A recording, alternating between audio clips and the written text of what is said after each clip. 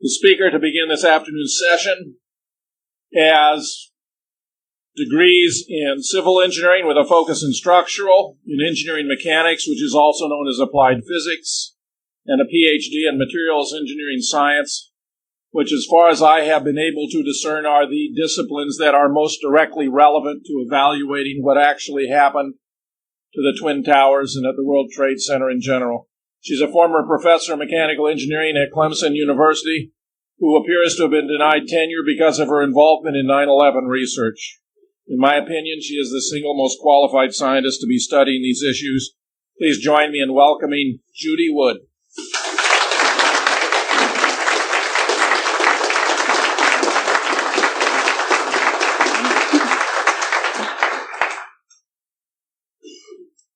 Well, hello, and thank you for coming. Thanks for being here. 9/11 has been referred to as the new Pearl Harbor, but I beg to differ in that. I don't think it's the new Pearl Harbor. It's the new Hiroshima.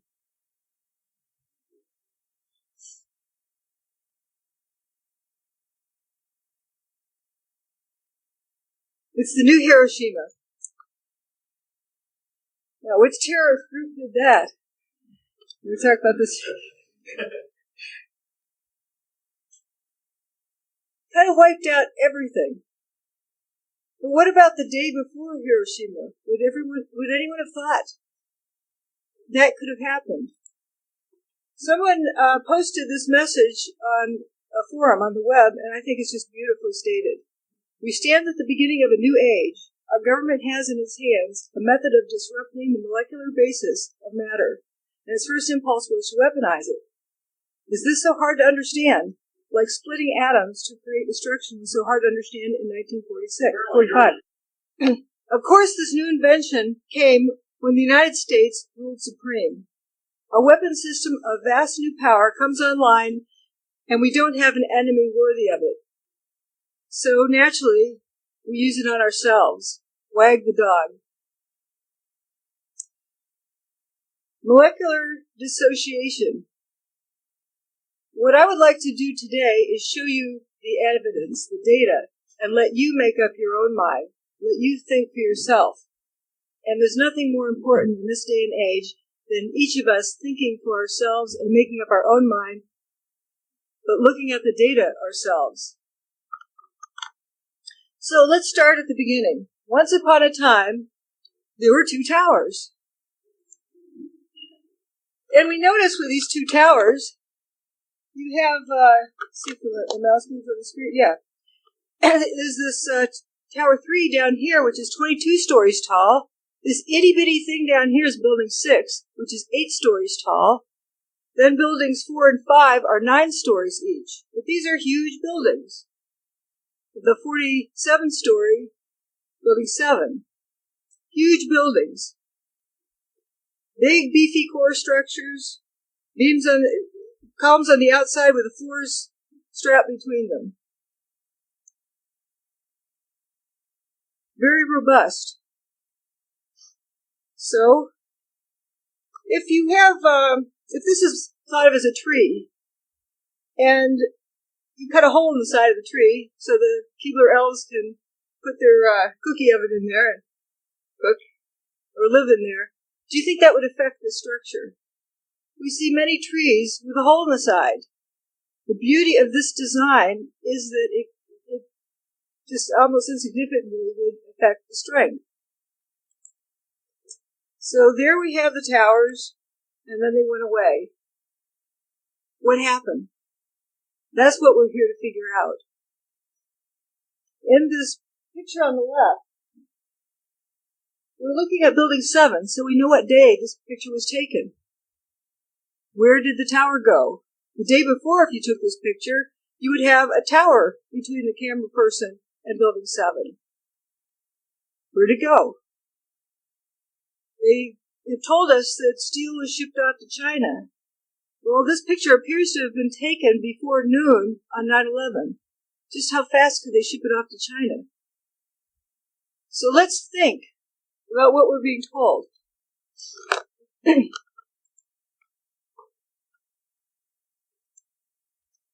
And this is what it looked like a week or so later. This is a satellite image of ground zero. There's building 6 here, cutouts in it. Cylindrical cutouts. They go all the way down to the ground floor, all about the same diameter, about 24 feet in diameter. And the thing that caught my attention the most is this hole over here on Liberty Street.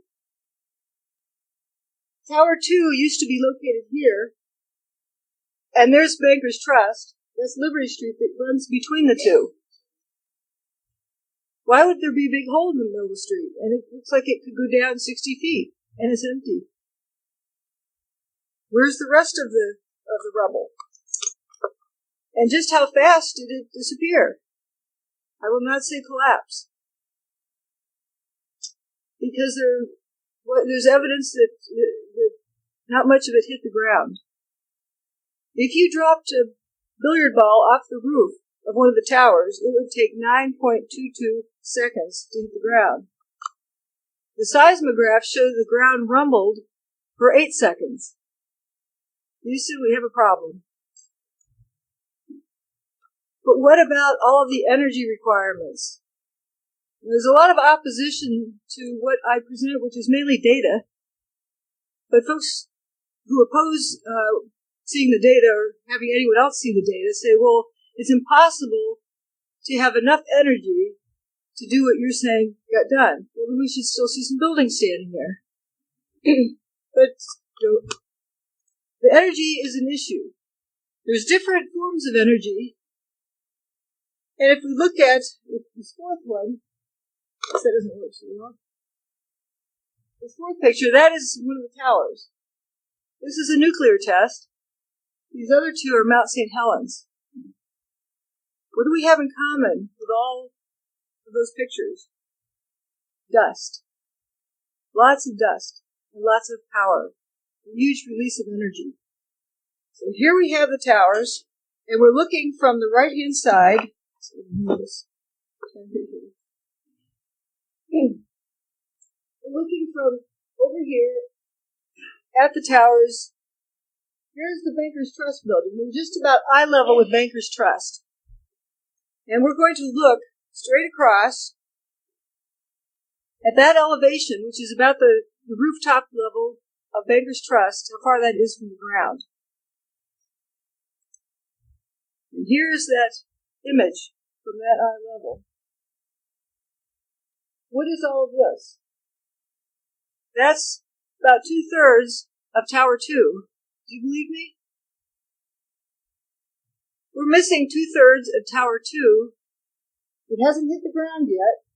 Banker's Trust is a 40-story building.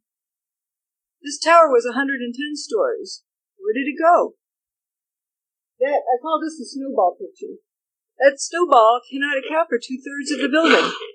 And again, there's that elevation. So what about the seismograph?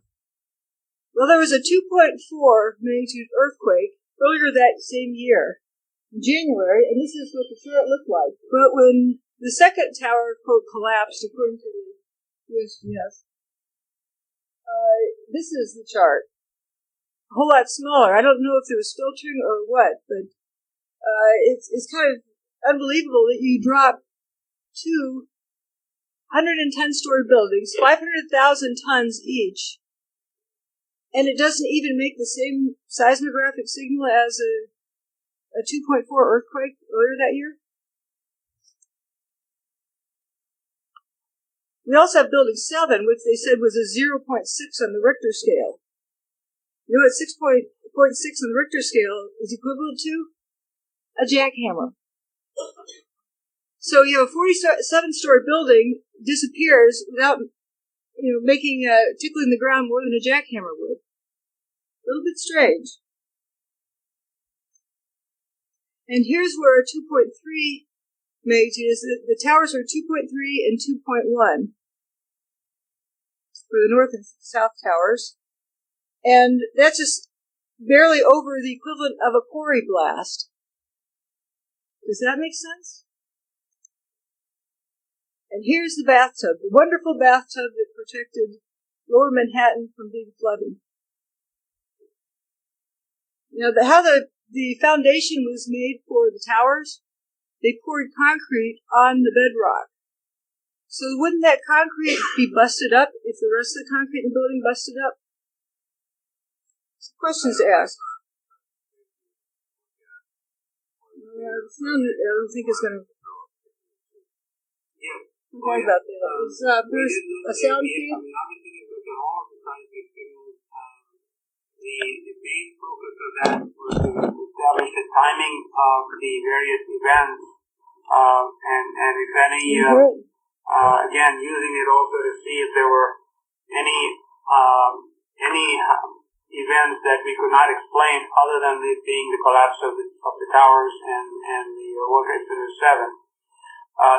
The signal strength due to the collapse of the towers were not of any magnitude that was seismically significant from an earthquake design standpoint, or from the design or failure of a structural component, or of, I would say, a piping system that might be used in the structure. So there wasn't anything that gave us pause in terms of that being a significant seismic event.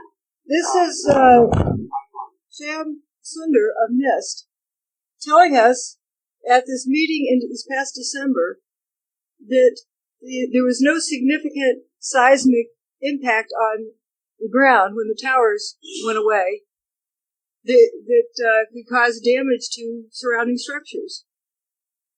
That was an amazing thing for him to have said. So no wonder why the bathtub wasn't disturbed. The bathtub did get damaged later. When they brought in those mega cranes, that's when the damage began to occur. So these various earth-moving equipment cranes that they brought in caused more damage than 2 500,000-ton buildings landing on them. And I think you're familiar with the design of the Trade Center, and I think you saw this picture earlier. The footprint of each of the towers is here, and the base is still there. It wasn't shattered. The foundation built on bedrock is still there. And the path train tunnels did not get damaged. Yes, there was some water in them, but with all those fire hoses, the water had to go somewhere. Once they pumped it out, it stayed dry. And one of my favorite pictures is Roadrunner. He survived. He survived anything. He survived a 500,000-ton building falling on him without a scratch. And he's now living at Hangar, was it 17? At JFK. But these are from the Warner Brothers store, and they've saved these things. So how do you get a building that size falling down, and the first sub-basement isn't damaged? Dust. Lots of dust. That's how it happens. This part of the building doesn't make a thud when it hits. Fruit with dust on it. Dust everywhere. Now, if we look at the 95th story there, you can see what this mechanical floor down here, and that elevation, and that is approximately where Tower 2 was, quote, hit, where it got its hole. So this top pile driver, we tried to make it seem, looks like it just disintegrated before floor 78 began to move downward. Again, here's floor 78. This piece here rotates over it and then disappears. And then the rest continues down. We're going to notice things like this piece here. I call them wheat checks, those outer column segments, groups. They were turning to dust midair, but the aluminum cladding that goes over them did not, which is a little bit peculiar. And again, a very large section of wheat checks falling through the air, and I don't even believe it hit the ground. We didn't hear of anybody getting stuff landing on top of them. There were a few odds and ends that went across the street and whatnot, but not 110 stories worth of outer columns. Again, looking at Tower 2, the snowball, why isn't there any more debris lower than this? It looks like the demolition wave was ahead of free fall of gravity. This is a 40-story building. This used to be 110. Where did it go? It looks like not much of it landed on the ground either. It looks like it went in a blender and got stirred up. But there was a lot of dust everywhere, very fine powder. In the second portion of my talk, we're going to evaluate the dust very carefully. This is a once-over of the general observations that we see at the scene. Look at this dust around their feet. Dust everywhere, very fine dust, and it's all the same size, approximately. If you threw a brick off of the roof of a building and it landed on the pavement below, you'd have big pieces, small pieces, some powder in between size pieces, a wide range. You wouldn't have all the same size powder. Very small. I have not evaluated it myself, but I've seen photographs of it, and you can't discern the dust samples. I've seen reports, we'll talk about that in the second portion, because there's a lot of questions about the dust studies that they presented to us. But this, to me, doesn't look like a collapse. This looks like a drinking fountain made out of dust. And then there's the famous Spire we've heard about. That corner of the core columns that disappeared before our eyes. It just turned to dust. There's stages of it. There's a video clip of it. And you see a bunch of dust sitting on the various levels there. Individual photographs in sequence here show first this freestanding bunch of core columns, and we know how tall Building 7 is, right here. 47 stories. So maybe these inner core columns that are freestanding, about 60 stories, would you say? 60 stories, and they're standing all by themselves. They're pretty strong and pretty rigid. They can't be very flexible. It can't be like spaghetti, because how would it be standing by itself? So that tells us that these columns are very stiff and strong at that moment. Notice how they move and just turn to dust. If they're that stiff and rigid, how is it going to go straight down and just, without rotating over even? It just turns to dust. And the dust rolls down the street. Lots of dust, like world's records of any demolition we've ever seen. But it's interesting, it only rolls out so far, and then it goes up. As though it has a stopwatch. It only is allowed to roll out for a distance, and then it starts going upward. We're just looking at the data. We're not trying to fit it to any idea, just looking at the data. And after the towers go away, what is this dust here coming up from the streets? Dust going out across the water. Lots of dust. Notice the shadows. It blocks out the sunlight.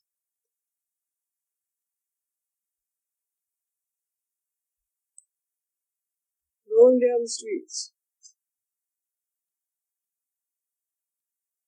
Now, when the Kingdom was taken down by conventional controlled demolition, the highest the dust went was about the height of the Kingdom. And in the Seattle Times it said, and it filled the air downtown, was filled for almost 20 minutes before it all settled out. How long did this take to settle out? This is a satellite image, and this appears to be going into the upper atmosphere. traveling down the eastern seaboard. This doesn't look like a collapse to me. This looks like dead engines shooting upward. Where did it go? And a building that's often forgotten. We have Tower 3 here, which was between 1 and 2. 22-story building. Early on, I'd see pictures on the web of Building 6, and I'd see pictures of Building 3, and I got them confused and thought they were the same building, because they both have these vertical, cylindrical cutouts. Why would this be freestanding afterwards, just be left standing like that? And if this collapsed, where did the material go? Everything's ground level here. The fire trucks didn't get hit. All the windows blew out, but they didn't get damaged otherwise. And here's a picture a couple of days later. About the same shot. There's nothing left of that 22-story building. Ground level. A few of these wheat checks from Tower 1's western wall, and that's about it of the entire building 1. Look how where people are standing. That's just one thickness of the beam, just laid out perfectly on the street, as though they danced over and laid down so they'd be easy to load. This is what was there the day before. A lot of building. It just disappeared. Here's where the towers were. And here's where Building 3 was. And we hear about the twisted cars. They were over here. There was paper between the two locations. Nothing burned. Of course, there's cutouts out of Building 6. And we have cutouts out of Building 5. And what happened to the rest of Building 4?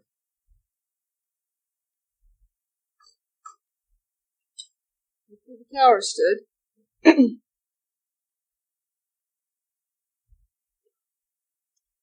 And this is an interesting map done by the USGS.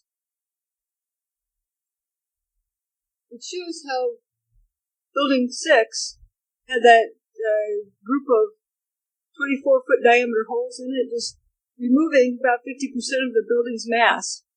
I don't know why they'd want to do that.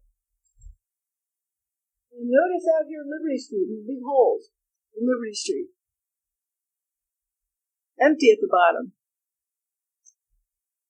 But what is the most bizarre is you're missing two 110-story buildings, and the rubble pile for them is almost non-existent compared to Buildings 4, 5, and 6, the height of them. But this is Building 4. It used to cover a lot more area. Only the north wing of Building 4 is left standing. The rest is just missing.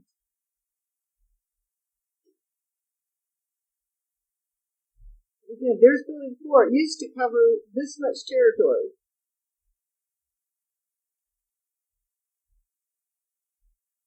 And I think it's supposed to check out that hole in the street.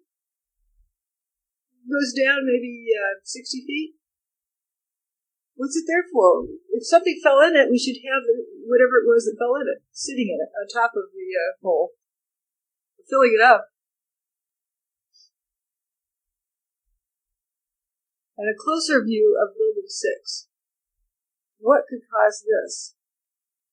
More importantly, this is the northern direction. This is Building 1, where it stood. Tower 1, that's the northern wall. It was 110 stories tall.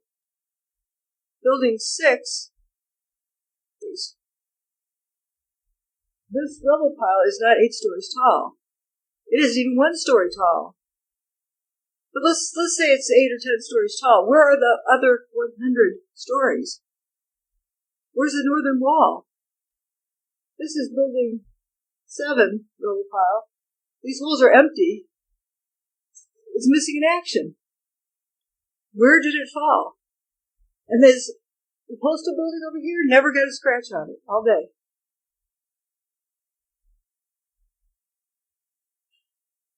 This is the street between the two. This is VC Street. This is West Street. And we're going to look at that intersection.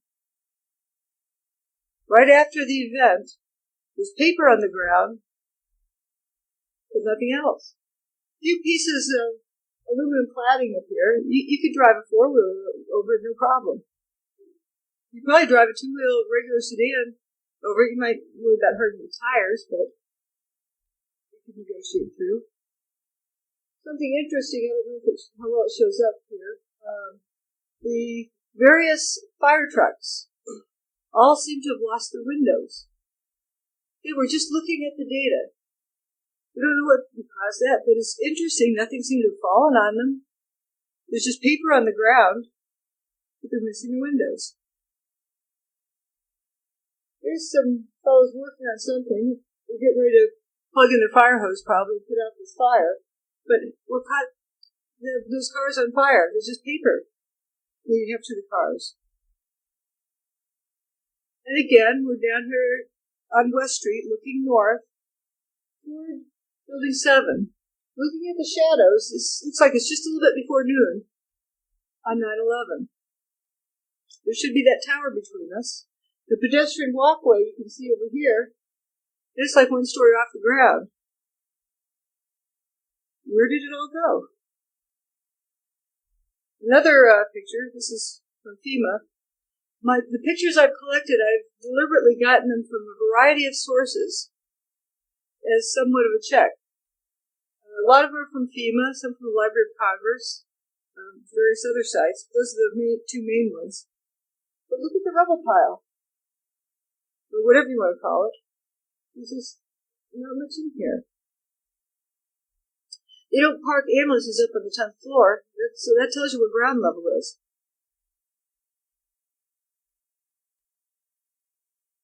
But another thing we'll notice is, here's the rubble pile for Building 7. And by comparison, where's Building 1? We see a lot of these fumes coming out of the ground. I use a totally different vocabulary. Some folks can say it looks like smoke, but if we called that smoke, we're biasing our observations. We're trying to imagine it's something from fire. But let's just call it fumes. Fumes from who knows what. But fumes. There's a lot of fumes that is coming out of the rubble pile of Building 7 as well as Building 1. Maybe even 6. This is a picture a couple days later of Building 7 from the other side, from the back side. You get some wall there, but not a whole lot of anything else, but at least it looks a little taller. This is a picture from the east, looking west through the complex. This is where Tower 1 stood. You look at ground level from east to west without any obstruction. Where's the rubble pile? That's what you used to be able to see through that same view. So all of that material went somewhere. Where did it go? Also, it should be noted that this plaza here doesn't have dirt on it. There's no dirt at the World Trade Center complex. Maybe people have a few potted plants in their office. You'll see in the second presentation an unbelievable amount of dirt. And this will look like it used to be a baseball field. That's what used to be there. That's what's in right afterwards. That is a lot of material. Now let's see if we can find Building 6.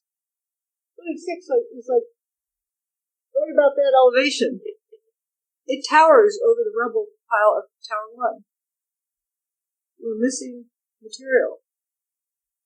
Now, this is an interesting sheet that's laying out in the middle of West Street. It looks like a 20-story section of the western wall, hopped over 100 feet, did this pirouette, rotated around, and laid down in the middle of the street.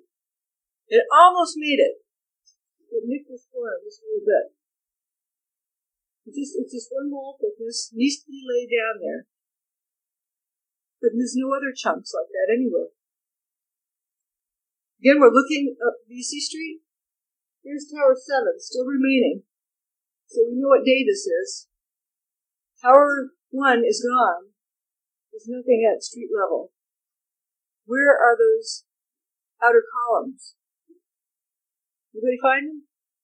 Maybe they're hiding under that, somebody's hat there.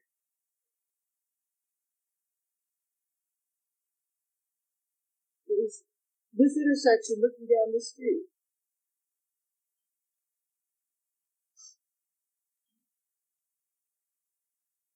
Holes. What about the holes? Cylindrical cutouts. This isn't one hole. This is a whole bunch of small diameter cylindrical cutouts that coalesced. And looking at, using the wheat checks as a scale, looking at the diameter, it's about 24 feet diameter, consistently. Yeah. The diameter, like this hole, that hole. There's some different sizes, but this is the most common size.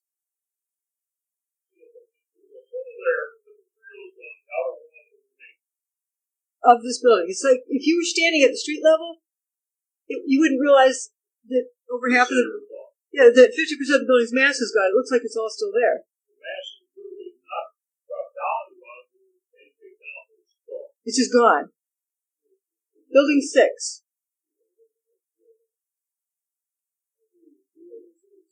Yeah, and it's empty, which is bizarre. And this is inside that hole.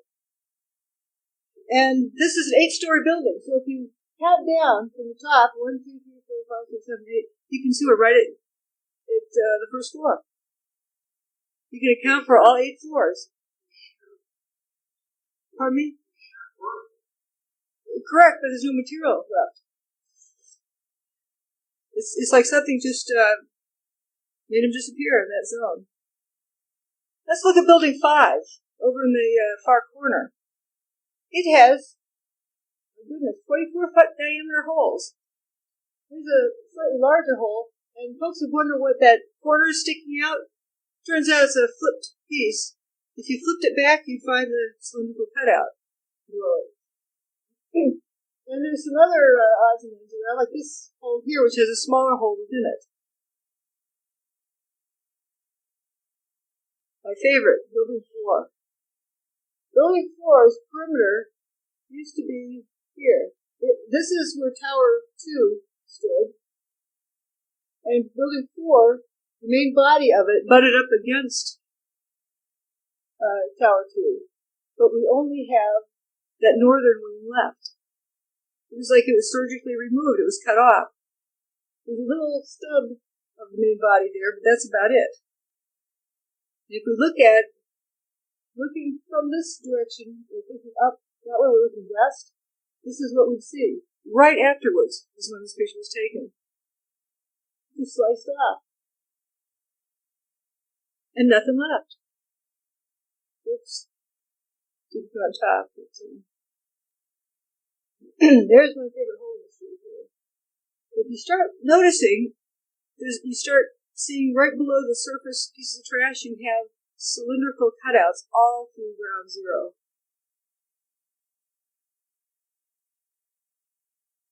So this is my favorite because the outer wall, that's the southern wall of Tower 2, it leans out into the street a little bit.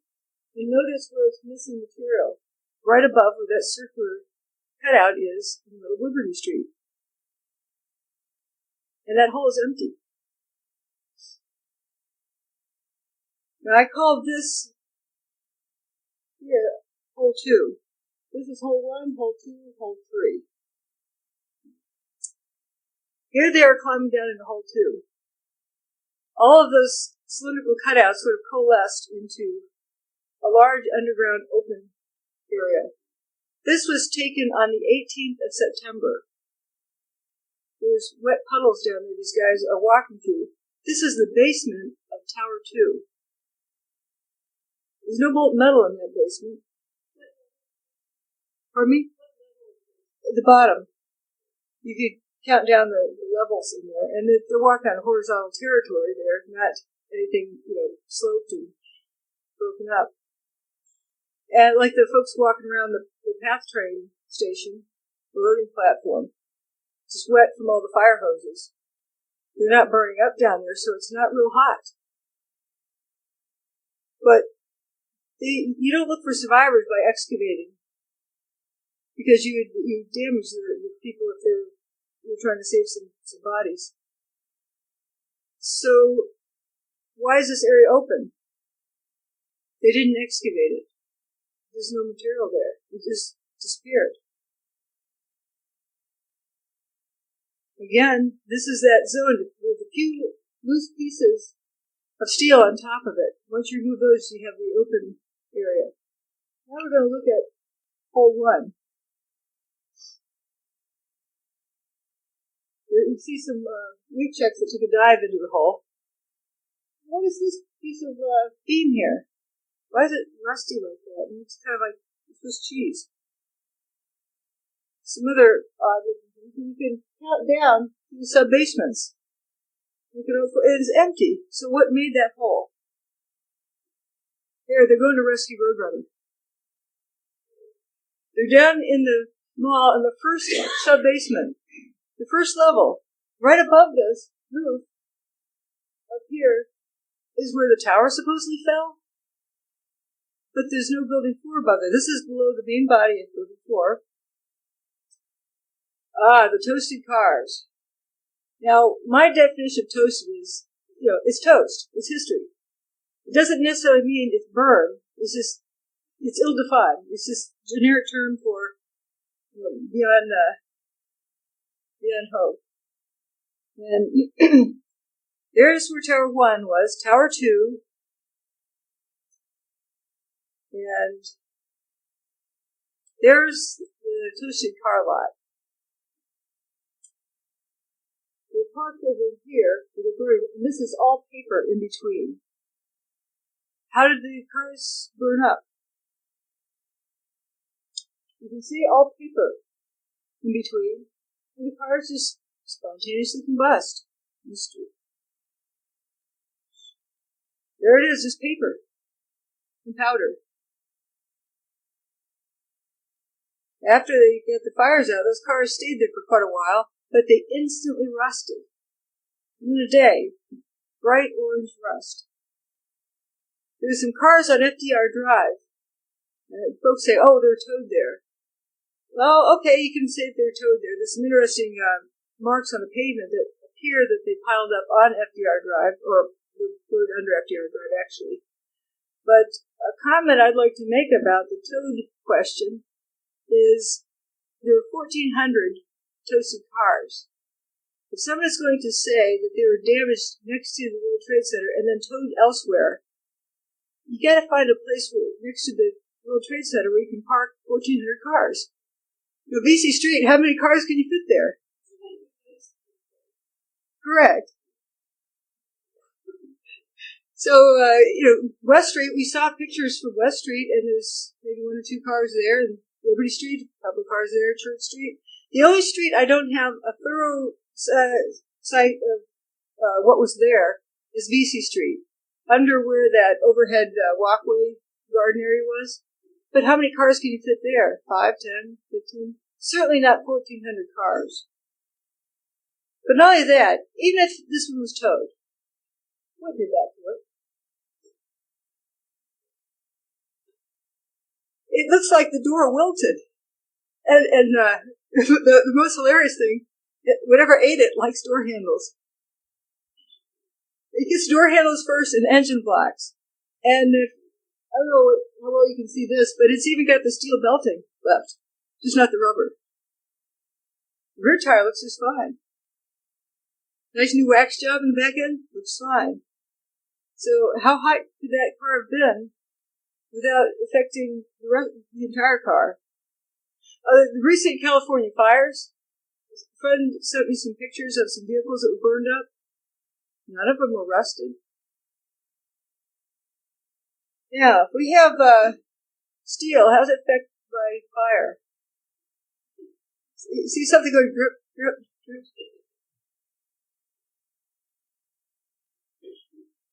What ate that? Something attacked the postal truck. It looks like it's eaten on the side, like some monster from somewhere, the lagoon. This truck has another interesting phenomenon that I began to notice. Looks like more than just the paint peeled down, it looks like the outer layer peeled down. This door. And then we have fire trucks missing windows. Nothing else seems to be wrong with them. All the windows are blown. But paper wasn't burned? Why just some places was it burned here, and not others? That's a weird pattern to have fire. And what was that? Called the what's it car. I've since gotten other photographs of this vehicle, and it's a Con Edison vehicle. Just take my word for it. This vehicle in the middle of the street, this one's quite interesting. Look over the tires through the wheel well. You see daylight. In other words, it doesn't have an engine block. And obviously it was driving down the middle of the street. How did it get there? I don't know what this line is on that vehicle. But these are just bizarre things that you wouldn't expect around a collapse scene. This is Park, the street, which is quite a distance north. It's up in the City Park area by where the Brooklyn Bridge is. Why is this car on fire? And the paper around it isn't. Spontaneous combustion.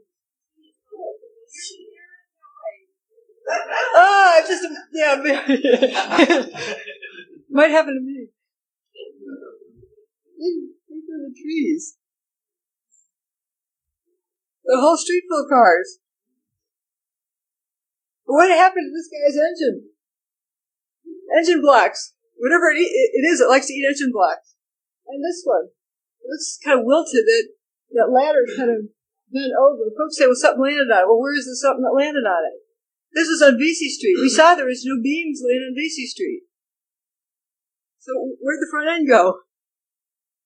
And this van. This is about a block north of Building 7. No door handles. That was a mail truck behind it, just take my word for it. But it's already rusting on the side of this. And here's more of, I call this the swamp. West Broadway, this is looking south. Down at the end is Building 5 that you see. First thing I noticed is that there's a red light down there. Why is there a traffic light that's working? Notice the fire hose in the street, and it looks like a swamp. The water was working.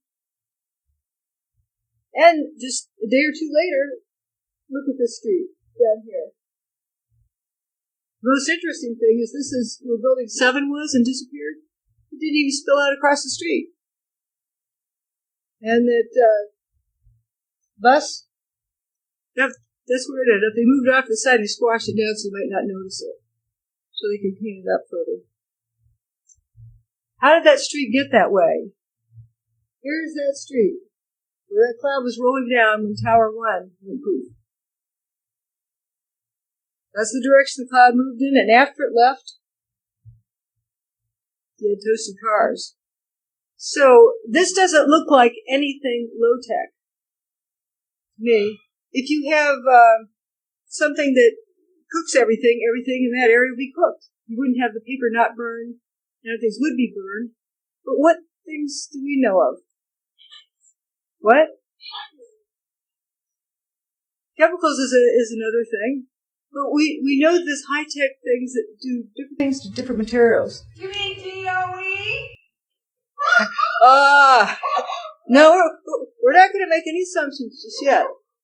We're going to let the data. The signature reminds me of a guy that was born on a mountaintop in Tennessee. That's what the signatures look like. They're like stock and mirror. You've got the inner shearing, you've got the missing pulverization, total missing everything. We know how far the stuff went. Okay? You've got the fires on one side, you've got the molted cars looking on one side, the molten stuff in the inside. Molten stuff? Wait. I want to get your comments list, but we want to get them reported. So did we see any molten things? Well, let's look at technology. And folks said, well, there's nothing like that exists. Let's just extrapolate. In 1945, someone came up with this gizmo, microwave oven. Uses some sort of a beam. Not a kinetic energy weapon, but a beam weapon. Then, one of these, they're so cheap now that you can use them for ornaments on your keychain. And you have all sorts of wavelengths to pick from, pick and choose, mix and match. Don't you think they've come up with something more since 1955? There's a lot of different kinds of energy waves. What are cell phones? You can trigger things with beams. Now, someone, again, talking about the energy, well, we've all heard about the Tacoma Narrows bridge. The wind didn't blow hard enough to destroy the bridge.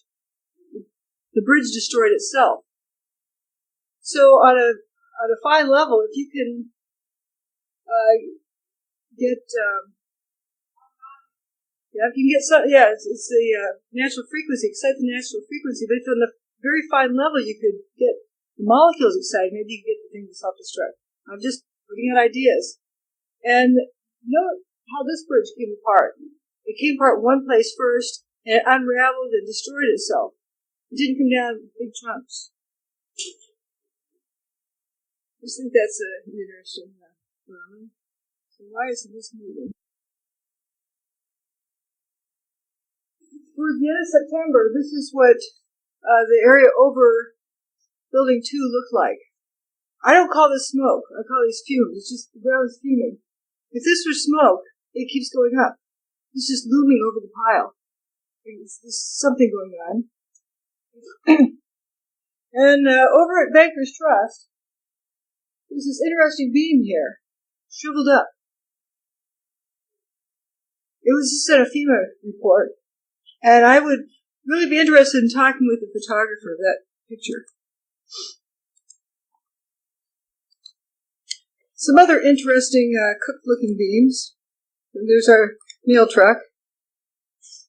Interesting image. This is kind of like Hiroshima here. Can I ask you a question about some of the technology that you're developing to fight the war on terror, specifically directed energy and high-powered microwave technology? When do you envision that you can weaponize that type of technology? Goodness. It is in, for the most part, the kinds of things you're talking about are in varying early stages. Do you want to give anything you'd add? I don't think I would add much. I think they are in early stages and probably not ready for employment at this point. In the normal order of things, when you invest in research and development and begin a developmental project, you don't have any intention or expectations that one would use it. On the other hand, the real world intervenes from time to time, and you reach in there and take something out that is still in a developmental stage, and you might use it. So your question's not answerable. It depends on what happens in the future and how well things move along the track, and whether or not someone feels it's appropriate to reach into a development stage and see if something might be useful, as was the case with the unmanned aerial vehicles. Going to experiment with it.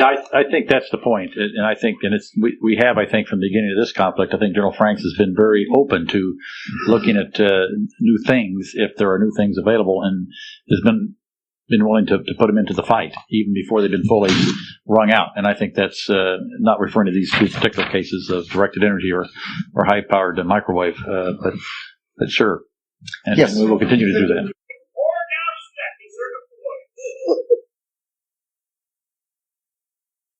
And these are a few of the toys that I found.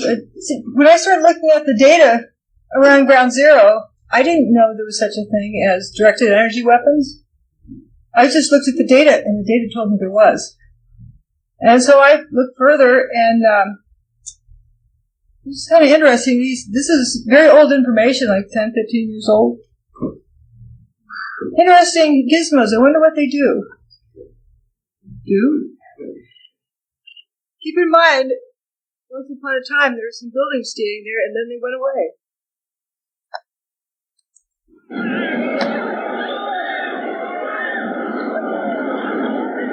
Turning to dust midair.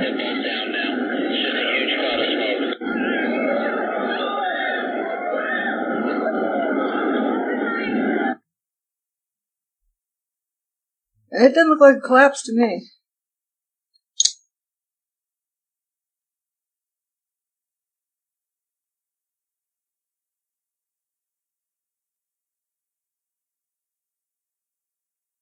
Great pleasure to welcome back Professor Dr. Judy Wood.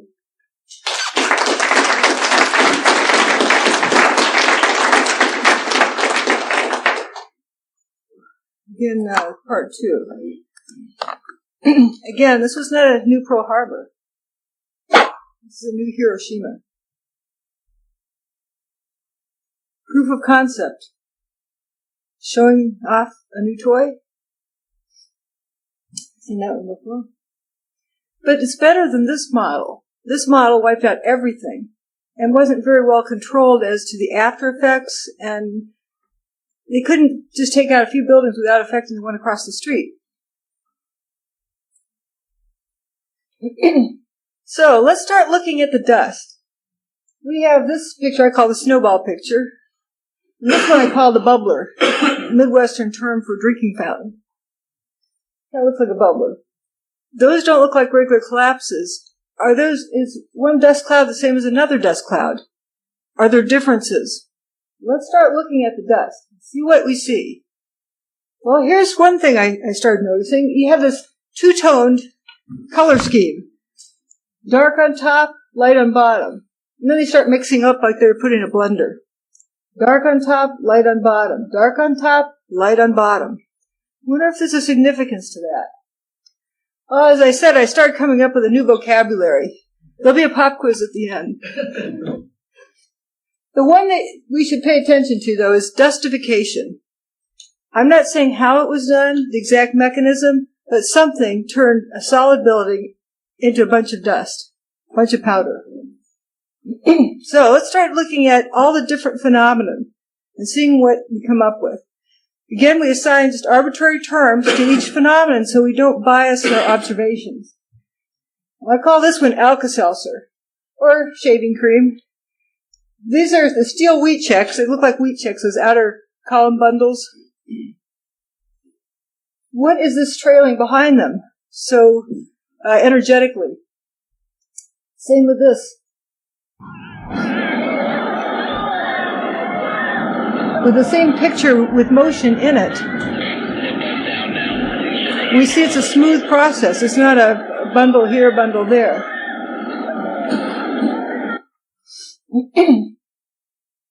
Oops, went too fast. So, here we had the towers. This is what's left. Here's building 6.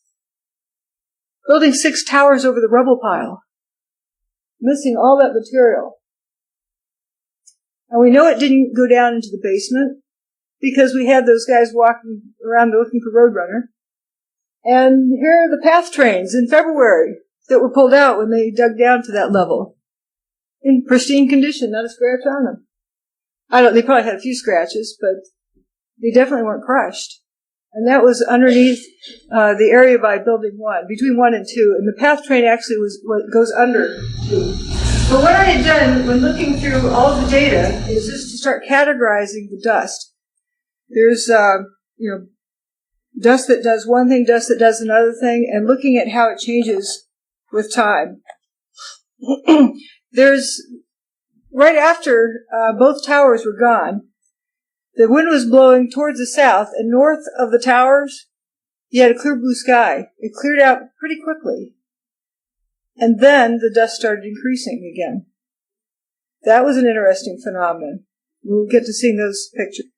And if the dust immediately settles out, you have a clear blue sky, and then you see dust start rising up from the pavement, what would cause that?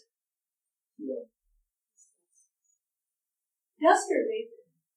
More dust? Dust? It looks like really fine dust. But if it was fine dust settling out of the air, it doesn't settle out in 10 minutes. This is coarse dust that lands and then becomes fine dust. Yes? My friend who lives there was a witness, and he starts going over his memories. He said his vision or his memory was that it stood like a column, as though there was a column of dust that was standing. Then all of a sudden the wind came in, and the whole thing started blowing away. That was his memory.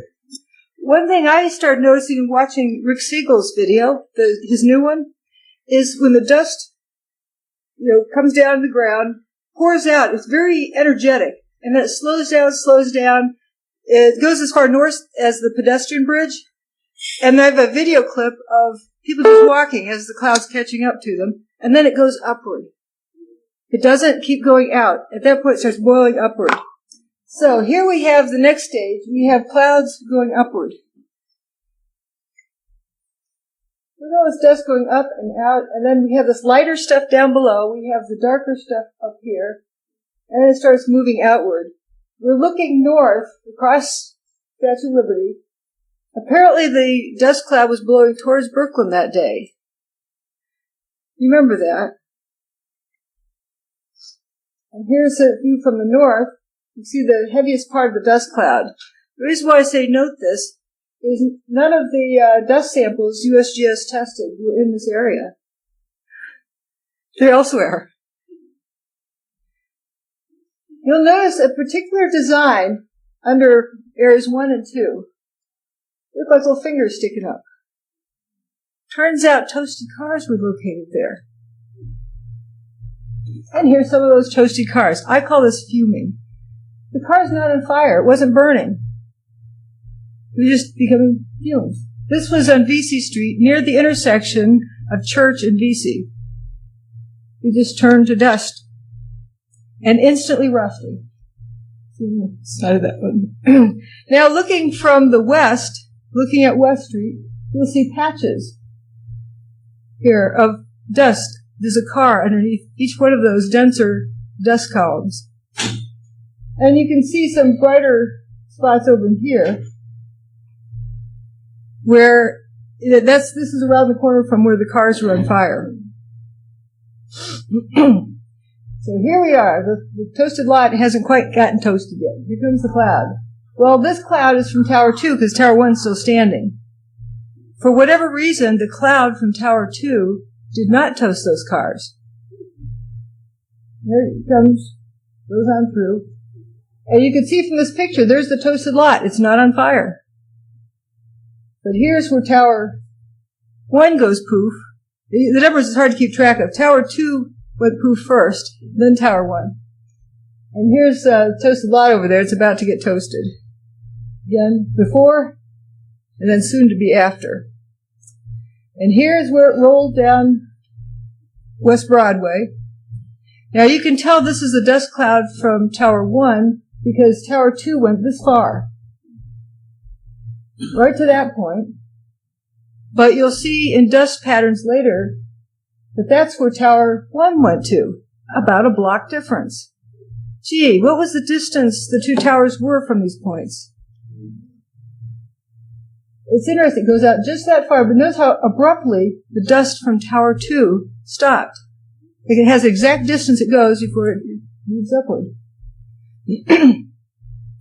Here is a cloud rolling out, and here's another image of dust from Tower 1. It comes out, this is looking from the west across the Hudson. It comes out like it's penned in, right to the edge of those buildings. It never spills over onto the grass over here. If you had a pizza pan or a cookie tray, dropped out a pile of dust in the middle of your basement, you'd have a poof go out, and you'd have denser here, less dense, and less dense, and it'd have a decay kind of density that wouldn't just abruptly stop. So there's the pedestrian bridge there, and this is looking from the west. It's approximately at that point. That's where the cloud from Tower 1 stopped. The EPA did find spotty levels of asbestos. A sample on a police car turned out this dangerous. Is from a news Another video sample a couple of blocks away, right not after 9/11. dangerous. But most interesting, in the mix, they are looking, they think, at specks of steel that used to be beams and elevators, marble from the lobby floor and facings. So what were once the strongest architectural elements in the two towers were pulverized, large portions turned into clouds like this one. Still, there is this mystery. If some of the hardest materials were vaporized, how... The cloud stops right at the pedestrian walkway. We'll see that clip again later on. So we're looking from the south.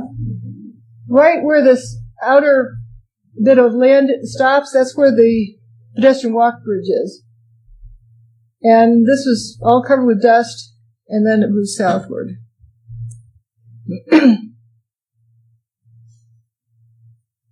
Again, here the EPA did find spotty levels of asbestos. A sample on a police car turned out dangerous. Another sample a couple of blocks away, not dangerous.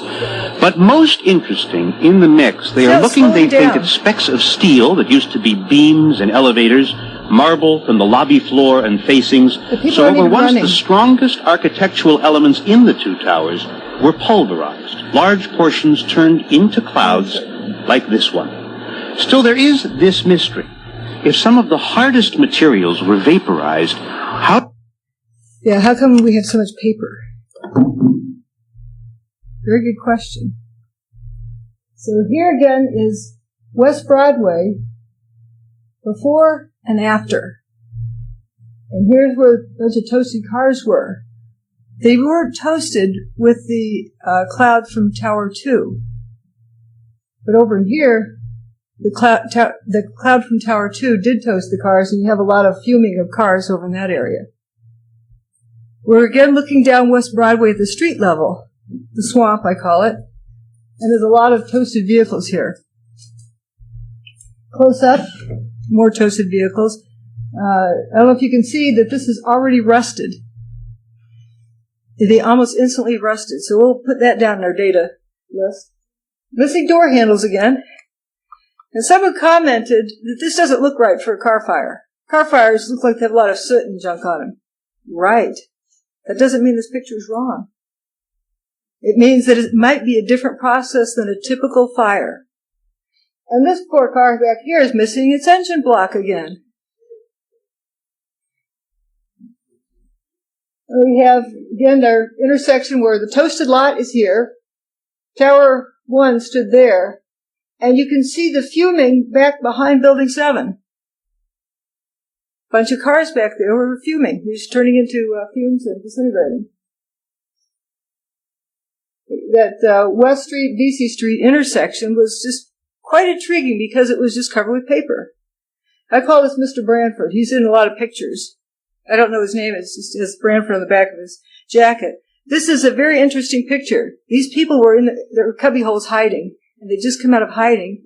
And look at this guy's posture. Oh my gosh, where did it go? Tower 1 is no longer there. And they're just, like this guy with his arms folded. Just, what happened? They're shocked. They don't know what to think.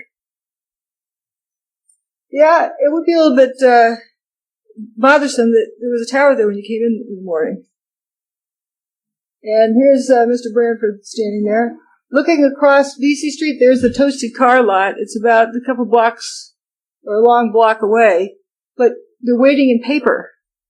And just to the left is Building 6, and on the other side of Building 6 is where Tower 1 was. I don't see anything else in the street. The paper is not burning. So was it hot? We've all seen these cloud chase pictures. This is VC Street, where that's Building 7 a couple blocks away. So this cloud is chasing these people down. Here we are east of the complex by a few blocks. People getting chased down by clouds. Did we ever see any toasted bodies left on the street when the cloud passed? This is the swamp, West Broadway, that had all those toasted cars. It was covered with people. Moments beforehand. We didn't see any toasted bodies.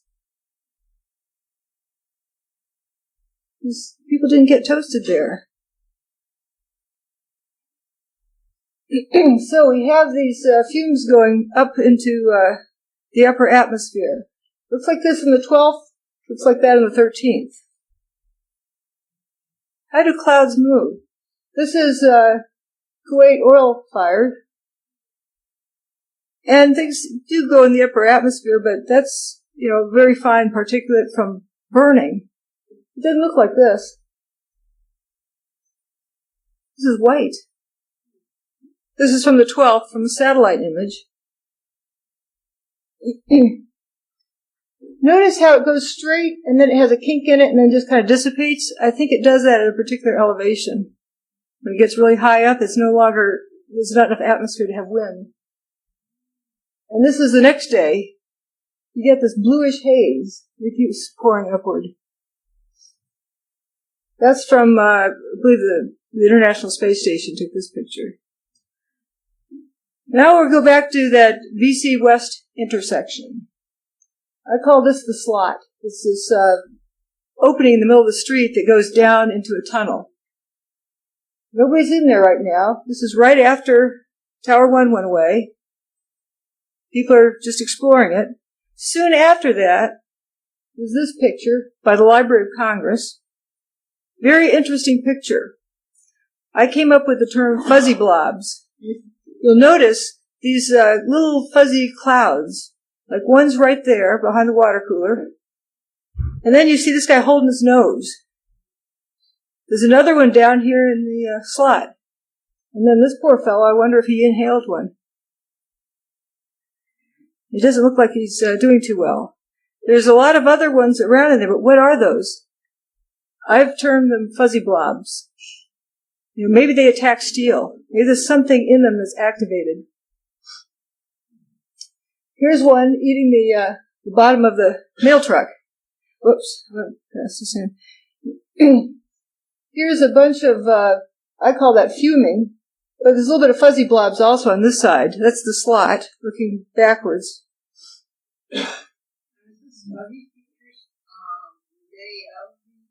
I've got the date on a lot of them. This one is from 9/11, and that's on 9/11. Because this is building 7 here, so we know it's on 9/11 because it's still standing. And then looking out across, this was from the 13th. That's the West Street with that few floors of wheat checks from the western wall of Tower 1 laying out there in the street. But we see this fuming down here. And look at this, in October, we still have fuming from Tower 1. My, do we have fuming. Now, is that steam? From all the molten metal? But wouldn't these guys look kind of cooked at this point? Some more images from the 31st of October. Look at all this fuming from the ground. If those who planned this event knew about this after effect, they'd need a cover story, wouldn't they? What's interesting is this picture is slightly different than this one. It's not constant. It sputters. Also, the arm of this digger is got a different amount of stuff on it. So apparently the stuff's moving around. I noticed they have a hose here, a line that's sprinkling water over, keeping it down. But it must be heat. Again, fuming pictures. And I call this nano haze. It's just the material appears to break down finer and finer until it just starts floating. Have you read any reports of this? I have read some reports of an odd smell, but I'm not sure what it means. But I would love to hear from people who have smelled it and how they describe it. I'm one of those. Great. Yes. Didn't smell like a burning building. It was very painful to Open the microphone. Yeah. This is great. Thank you. Well, I smelled it every day and night until December of that year, and it didn't have a smell like a regular burning building. It was very painful to the nose. At the time, I was thinking, am I smelling asbestos, fiberglass, what is this? But never smelled it before or since. Describe its texture or aroma comparison. Quite, I would say, it was more the sensual feel of it more than the smell. It was very painful, a sharp, it was more of a a pain than like the a smell. You saw who was holding yours? Yes, exactly. And you compare it to something else. It had some components of a burning building. Those were kind of in the background. And even on the first few days, we could smell the burning bodies. But really, in December, it was just, we lived about a mile from ground zero, and it was so strong that we couldn't hang out on our fire escape. It pushed us in off the fire escape. Oh, I didn't. Yes, I had sinus reactions, pretty serious. Tracy Blevins.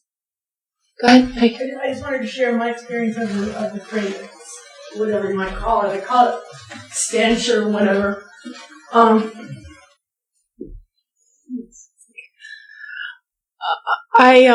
There was some people that said we should go down. There was all the clubs in that area were closed, and so there was a man who was like a party promoter or whatever, and he's I don't know if anyone's heard of him, but he's John Perry Barlow. And so he said, come to this friend of his club. And it was only a couple weeks later, I stayed in my apartment and just taped the windows closed because I was concerned about having, getting exposed to any kind of toxins. But I decided just to do it and go down there because I guess everyone was very depressed and just to be with other people. And the club had air cleaning devices, so you could only smell that when you were, they turned those on for the party. So you could only smell the smell when you're outside.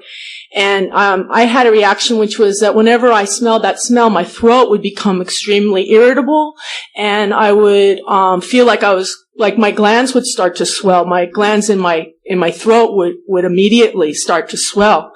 And so anyway, I had a drink there. I had Lagavulin. I'd never tried it before, and there was a certain taste in it, and it was like it tasted just like the smell. Okay, so I thought, I guess it's really benign after all. I guess it's just like a peaty smell, or it's like a peaty thing that you might get out of a cask from of a scotch. And I thought that was what Lagavulin tasted like. And then, later, maybe some weeks later, actually downtown, I was laughing about it. I said, it tastes just like the smell. And people were looking at me like, you're crazy. Why are you even drinking it? But I guess I'm very slow. I hadn't figured that out. And, so I tasted it another time. I tasted scotch downtown Lagavulin, and it had the same taste. And my theory is that the corks were off. They had the whole, so that obviously somehow it had gotten into the drink, whatever it was. Because later, maybe a few months later, I tried it uptown and I realized that the Lagavulin doesn't have that flavor in it, for what it's worth. And, so. Would you say the smell could be like a moldy, musty kind of smell? No. That was the idea. It wasn't exactly like that, but, it could pass for something like peaty or musky. Okay. Mm-hmm. That's very informative, very helpful. Thank you very much. We talk more about that. Why did it change Tracy's hair and not Piggy's? It does some strange things. How do you know it wasn't the other way around? Well, folks talk about, many of my photos have this like orangish tint to them, the ones I got from the FEMA site. Here's the picture I was describing while we're waiting for the reboot. This is about a block or so north of the WTC complex, and you can see the toasty cars over there in the lot burning away. So it isn't a whole lot after Tower 1 went poof. The sky is clear blue, but if you notice, around the feet of these people, you see this fine, fuzzy dust. I term that fuzzy fuzzballs. That's different than fuzzy blobs. Fuzzy blobs are eating on things. Fuzzballs are just this cloudy thing around the feet. You could say, okay, these people are just stirring up dust that's already settled out, fine powder. How could it have settled out that fast? The cars are just getting up to speed with the burning. So why would you have dust settling out of the air down to the ground? You can have dust settling out very rapidly under the influence of the electrostatic field. And then immediately it starts coming up? No, I wouldn't think so. Now the change says something is changing with the whatever it is that's on the ground. Here's a lot more pictures of these fuzzballs. Just where the feet are, and again, that is so fine, it couldn't have settled out. It's rising up. As though the material could maybe continue to be breaking down. Big dust landed quickly, and then start breaking down into finer and finer dust till it starts floating upward. It's so fine. Yes? In the nanoparticle range, gravity and motion keeps the particle suspended. That's what this appears to be. But it didn't start out that way, that it broke down. Gravitational forces don't operate on nanoparticles. And that's what I'd say this data looks like. And here's the transition between the fuzzballs at the feet and then turning into the ground fuming. Between this picture on the left and the picture on the right, notice it's coming up all by itself. It doesn't need the feet to stir it up. Found this picture. I thought this was interesting. Hiroshima. Look at the fuming. Just for food for thought. Oh, I mentioned this being 9/11 being the new Hiroshima. You know what the new Nagasaki was? Anthrax. The 1-2 punch. Here's the street, clean. Street sweepers out scrubbing the streets in the way, impeding emergency vehicles. Aren't they down there looking for survivors? No, they're scrubbing the streets first.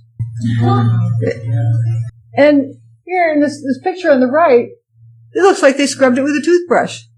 Out here, but there is some crud over here. It's very clean. But on 9/11, they started cleaning the streets, or at least wetting down this fuming. People might start asking questions. You can use the molten metal myth at ground zero, but this is a block or two north. Why are the streets fuming? Better scrub them down quickly. And you've got a hose job. Continually. Yeah, the streets were clean enough to eat off of. Constant scrubbing. But notice there's some haze in the background. There's always this fume coming up. More street scrubbing. At a construction site, why don't you wait until you're all cleaned up and then scrub the streets? But they're fuming. You scrub them, nobody notices they were fuming. But what do you do with the lawn, the front yard? You bring in potting soil. This is in front of one of the WFC buildings that was across the street from Tower 1. This looks like brand new potting soil brought in. Why would they dump that on the front yard? There was a terrace, a little bit of a terrace lawn out front. Yeah, that's too good. They're planning on doing some, landscaping. How did the dirt get inside that fire truck? It's, inside the cab. Of course, we don't know what happened to the engine block here either. And all this dirt spilling out. And then we have the bucket brigade. I do not know what in this bucket is so important that they need this bucket brigade. But look what they're standing on. Dirt. Brand new dirt. Lots of dirt. But where did it come from? The plaza level of the WTC. This is over by, I think that's building 5, building 4 in the background. We're out standing over the plaza level area. And where's all this dirt from? Mountains of dirt. Look at this dirt. A nice pile. This is from the 13th. Just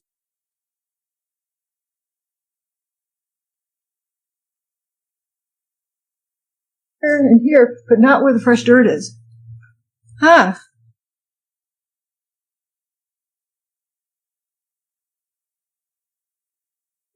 Cover them with dirt. And another thing, this looks like it came from a landfill. You have pens and pencils and office-looking stuff. Hey, that looks like you should have left over from Tower 1 or Tower 2. So it has a couple of purposes there. And now you start... Are you saying somebody brought that in or it just appeared there? Yeah, I'm just looking at the pictures, just noticing this. The plot thickens. We also notice these pieces of steel. Or what are they? Steel doesn't rust that fast. This looks like it was spray painted Rust-Oleum orange. Now, if it was really hot and we had molten metal down there, why isn't this dog's feet getting burned? He doesn't seem to be having a problem with it. And another thing that's interesting, look on this guy's face mask. He's got a little monitor. See what he's breathing. Some people got to have monitors and other ones didn't. Now, this picture on the 14th shows they had a big rainstorm that day. This was the northern walkway that went from WFC3 over to Tower 1 and Building 6. That's Building 6, Tower 1 was here. This is the pedestrian walkway. This is what it looked like on 9/11. This is what it looked like on the 14th. Just 3 days later. Where's all this dirt coming from?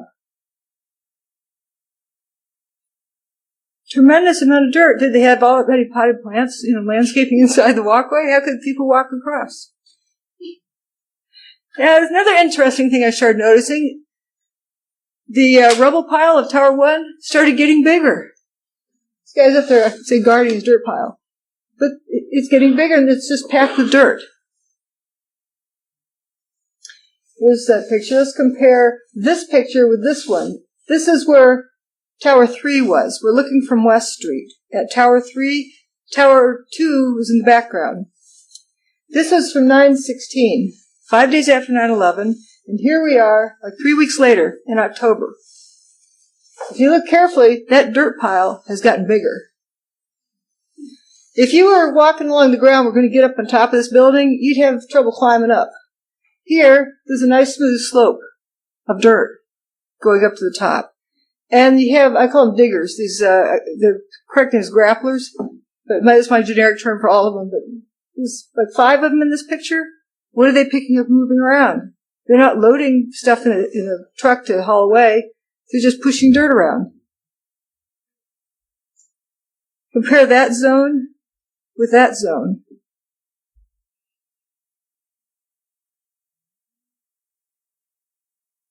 And looking west, across ground zero, all new dirt. That's the 13th. When did it appear? Let's see if This is Rudy Giuliani the next morning after 9/11, on the morning of the 12th. We were able to move 120 dump trucks out of the city last night, which will give you a sense of the work that was done overnight. So some of the debris has already been removed. More of it is being removed, and it'll be done by barge all throughout the day today. People saw dump trucks coming and going all night long. Oh, they had to have been removing debris. That's what it seems like that was a cover story being planted. Why are you removing debris before you rescue people? Because once you start dislodging things in the pile, they're going to shift and you're going to squash any possible survivors. And it almost sounded like we'll have it all done by the end of the day, by barge. Maybe he was expecting less material to be left. Trucking in the dirt. Here comes the dirt. This is from FEMA, these pictures. This is a blow-up of this zone here. They don't fill the trucks all the way to the top, so if you're walking along the sidewalk and look up, it looks like an empty truck. And it's covered with a tarp. And this is the dirt getting trucked out, like, changing diapers. You bring the dirt in, take out used dirt, bring in new dirt, yeah. And it looks like, especially this one has just, random debris in it, but all the trucks in front of it, it looks like a smooth bread loaf. Nice smooth dirt. The other trucks down at the bottom, those are headed towards the World Trade Center? Yeah, this is headed south on West Street. The World Trade Center's down in here. Because here's this, you can see this building is up on West Street, a couple of blocks north. So they're headed towards the World Trade Center, all loaded. This is a few blocks east of the World Trade Center. World Trade Center's up this way. This is VC Street. If you walk along here, Church Street's up right about there. And this is soon after things were getting moved around, and the street is all covered with dust, except for the tire tracks from this 18-wheeler. Look where he's coming from. You can see the direction he's moving in. He came from north of the complex, heading southward. Why would he be coming that direction? And it's loaded down with, looks like dirt. Now, I think Jim made a good observation. Maybe it was wet dirt, and the water's leaking out, and that's what's helping the tire tracks kind of be so pronounced there. But you can tell which direction he's moving in. Let's look at WFC1. That's World Financial Center 1. This is just a little bit south of the Liberty and West intersection. Here we have, right after the event, there's a flip car belly up. This vehicle looks disturbed, shrunken on the front end, weird appearance. We noticed that all of the facade around the doorway, there was the same material. I don't know if it's ceramic or marble or glass, whatever that facade was, it all was affected equally. None of the rest of the facade was affected except the windows. All the windows blown. No stab wounds from projectiles, just the windows gone. And then the next picture, they have the debris moved away. And then the next picture, they bring in new dirt. And then a little bit later, this is from the 23rd. Here's some yellow bulldozers scooping up that dirt, scooping up the entire terrace and moving it out. Here's WFC. Right up to it, you can see those yellow bulldozers scooping up the terrace. So why did they bring in new dirt, scoop it up, and haul it back out? Oh, let's see. Notice the median strip. Same thing happened to it. It all got cleaned off. That's raw dirt there. And again, compare these two times. And notice how that the pile got more dirt on it. It grew over the next 3 weeks. Okay, now we're going to go down into the basement of Tower 1 as it's been excavated down. I forgot, I think this is the end of October. And I call this the Gestapo picture. This guy looks like he's guarding her. Water hoses being dumped on the fumes. And the ground is so saturated, the water is leaching out into this puddle. There's a close-up, and this one I've lightened so you see it better. But that's a puddle there. Nice rainbow. Oh, yeah, beautiful. And again, look at these nice rusty columns. Those are the core columns. Where did all that dirt come from anyway? Excuse me, I'm missing something. When you're talking about they're moving dirt out and moving dirt in, what kind of dirt are they moving in? Like gravel or something? Or? This is like potting soil. Maybe it comes from a landfill. It could be, it's nice, rich-looking dirt. Like it could be good potting soil, or some of it looks like it could come from a landfill. I'm just looking at the pictures of what I see. Now this looks like regular dirt here. They bring it in, dump it down, and then within a week scoop it up and move it back out and bring some more in. Reminds me of Chernobyl. Is that how they clean that up? Well, I guess there's massive contamination and bringing them in. As I recall, bringing them out, the contamination is so widespread. I understand that dirt is one way of taking care of treating contaminated areas. What was the idea of burying the entire sarcophagus of the Chernobyl reactor in sand as a long-term solution to prevent further radioactive dust from emerging in the earthquake? There's a close-up shot of this. You can see this dirt is totally saturated to the point the water is running off into this puddle. Now, if we had molten metal under there, does that make sense? Covered with wet dirt. So what do you think this material is over here? Steam? I don't think so. Now here it is in March. Look over in the corner. Still fuming. They had gotten all of this dirt and it made a ramp to drive over the other side. That was the equipment that was starting to damage things. But again, lots of dirt piles. They're hosing down things over where the digger is working. Cheetos. I call this this section Cheetos, because this looks like a Cheeto. Yeah, this is the British version. These French fries. But that looks like a Cheeto. Could that be molten metal? Is there any possibility it could be molten metal? Let's take another closer look at this. See, I think I have audio to do here. Oh, not yet. This, if in the hydraulics of this digger, we have up here this silvery part that slides inside the bigger part. If this were really hot down here, this part's going to expand, and it's not going to be able to slide inside that part. You're going to break the seals for the hydraulics, and everything's going to seize up. But won't that take time? You get a big thermal capacity for that whole assembly. How much heat with time? Somebody can calculate that. How hot can, how much temperature can this thing operate in? Well, let's look at the data. This is for hydraulics, the operating temperatures.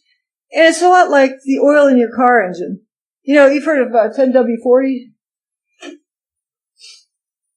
Well, it goes from viscosity 10 to 40 from the two temperature ranges, from starting up cold to when it runs hot. And you don't want it to be too thin at high temperatures. So what does that tell you? Well, the maximum generally operating temperature is 82 degrees centigrade. After that point, you permanently damage the equipment. Or 180 Fahrenheit. What temperature is your oven when you cook cookies? A lot more than 180. It's like 360. So you can't get one of those diggers and reach in your oven and pull out something without damaging it. It definitely isn't going to reach in and pull out molten metal. Because if you're digging down into wherever the molten metal is, it has to be submerged in that heat. At least something greater than 180 Fahrenheit. And if the digger is parked on top of a hot pile, it's already overheated. So here's the highest operating temperature down here. They gave this range in this different mechanical engineering handbooks, and this one came from the web. It's on my website. Now, what temperature would you say this item is if this picture was real? If it were real, okay, I'd say it's, light yellow, lemon, orangish, that range. Like 1,000 degrees centigrade. That's a lot more than 82. Not even close. And this is the lower limit for viscosity. This is 140 down here, this highest end here. So you need it to be like way out here, and there's no hydraulic oil that functions at that temperature. Perhaps we are the victims of PSYOPs, all of us. Perception management. Here we have this picture, and later one appeared on the internet looking this way, and we were told they're peering into molten metal. Well, if you look carefully, this fellow here is standing down in a hole. Is he waiting in molten metal? And you see this fellow has a flashlight or something in his back pocket sticking up. It doesn't appear here. Also, the colors being different. But if that were molten metal, and those guys stuck their faces down in there, they wouldn't have any faces left. But who wants to sit and think about that? No, we just say molten metal and go on. How we are introduced to images counts. First impressions stick. On 9/11, there's a lot of questions everybody had. We were given answers instantly, and heck, we don't want to, think about 9/11 again. It's such a horrible situation. You don't want to look back, so you just take the answer you're given and run with it. And it keeps getting repeated over and over again. The first time I saw this image, I was shown this one. February 1st, 2006. And I was told this was evidence of thermite. But if you look at the actual picture, where the contrast hasn't been adjusted, here you don't even get to see that the spire is turning to dust. But it trains people to, when they see this picture, see the actual thing, they're going to say, oh, that's proof of thermite. They've memorized it. They were conditioned into it. They were tricked. Let's see, I'm going to back up on this one. This is a video clip from a news broadcast the next day from the 12th of September. Scott Pelley asks these two doctors, where are the bodies? And the first one, you can see the horror go through his face. He just doesn't want to accept what happened. So he makes up an engineering answer that does not make sense. He needed an explanation. The PSYOPs team hadn't given one to him yet. So he made up his own. And you can see how badly he needs it to hold on to some sense of reality. And if everyone was in that vulnerable state that day, they were very vulnerable to suggestions like this. Dr. Tony Daher, he and his partner, Dr. Lincoln Cleveland, are emergency room physicians from New York University Hospital downtown. We saw all our casualties yesterday at our hospital stopped at about noon. It got really strange and very spooky. Things just stopped coming in that had anything to do with the blast. And at the time I was thinking you can read a couple things into that. Either people are buried and they're going to start bringing bodies out, or just everybody died. Where are all the people who were in these buildings? The buildings were built. The structural support of the building is the shell, is the skin of the building. I remember when they were built. I'm a New Yorker. The innovative architecture of it is that the outer shell is where the strength of it is. And I think what happened is the whole thing imploded. It was like a chute that went straight down. What does that mean to the inside? It means that the explosion has nowhere to go except down. I think another building collapses, there's toppling, pieces fall off, there's a diffusion of the energy, and in this collapse, the energy all went straight down. And I think that, tragically, anybody in that chute did not survive. I think it probably had the force of close to a nuclear blast. These firemen from Brooklyn have been taking the mountain down piece by piece, and many of them share the pessimism of the doctors. It's what? It's just deep rubble. Do you see anything of the victims, of the people who were in the building? You've got 110 stories on top of everybody over there. It's just tough to say. 110 stories on top of everybody. That's what the two buildings were. If you get a shot, you'll see the antenna that was on top of the tower. It's at ground level. And yet there are no people to be seen. They got a couple of Port Authority cops alive. Right? Last night? Last night, this morning. Suppose they were like on the 80th floor from what we heard, but that's it so far. I was here when they extricated the police officer at 8 o'clock this morning, who was in very good shape, actually, amazingly enough. I think right now it's just going to be a very slow process of digging through rubble. Doctor, it seems to me that it must be very frustrating to be a physician and to have really so few patients to treat here.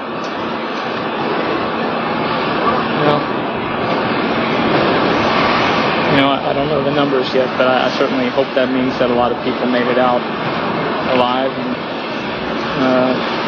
obviously it's horrific and incredible tragedy for those people who lost their lives. What do you make of this? Words fail. Words fail. So those are real people. How they reacted. No one had fed them a story yet. And they were grasping for a story. So if we have a whole nation or a whole world that's grasping for a story and they're given one, they're going to grab it and not look back because it's such a horrible scene. They don't want to have to relive it again. Now, this particular one... This was the South Tower. This particular one is what I call a PSYOPs video. It's to reinforce the molten metal myth that got introduced somehow at some point. I want to make it clear that in no way do I think any of the emergency workers were lying when they said they saw molten metal. They were conditioned to say that, and everybody was saying it, and everyone kept assuming that that's what it was, and they just moved on, and it became this myth. But if we look at the evidence, it does not support the idea of molten metal. And as you look at the words, imagine, does this make sense? Or think about it. Now, if you're going to pull a good PSYOPs, you start out with saying something honest, because the first impression of someone, they're wondering, is this person someone I can trust or not? They say the right thing, I'm going to trust them. And then they move into something else that's kind of odd. That's just a good rule of thumb. But this is an interesting boost for molten metal. This was the South Tower. This was 104, 106 stories tall. There's no tall. This is what is left. Up there was the North Tower. And you look, and you see, and there's no concrete. There's very little concrete. All you see is aluminum and steel. What happened to the concrete? The concrete was pulverized. And I was down here Tuesday. He's trying to tell us that all the dust is concrete. Planet. All of Lower Manhattan, not just this site. Pardon me? Put the speaker in front of the mic. Ah, good idea. Thanks. Let's see, I gotta make this longer. Ah, there we go. Yeah, he's trying to tell us it's just the concrete that turned into the dust. This was the South Tower. This was 104, 106 stories tall. This is what is left. Up there was the North Tower. And you look, and you see, and there's no concrete. There's very little concrete. All you see is aluminum and steel.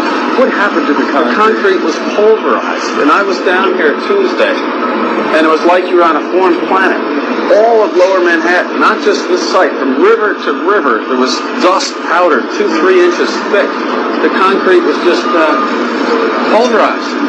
And what's to explain, Governor, the smoke that still comes out of the fire? There's still fire down below. There is such an incredibly deep pile of rubble, and the tower goes down 5-6 stories underground, that there's still fire underneath. This is how it's been since day one. Oh, it's unbelievable. And this is 6 weeks later, almost 6 weeks later. And as we get closer to the center of this, it gets hotter and hotter. It's probably 1,500 degrees. We've had some small windows into what we thought was a core at some point, and it looked like an oven. You know, it was just roaring inside. And it's just a bright reddish orange color. See that stuff he's pulling out?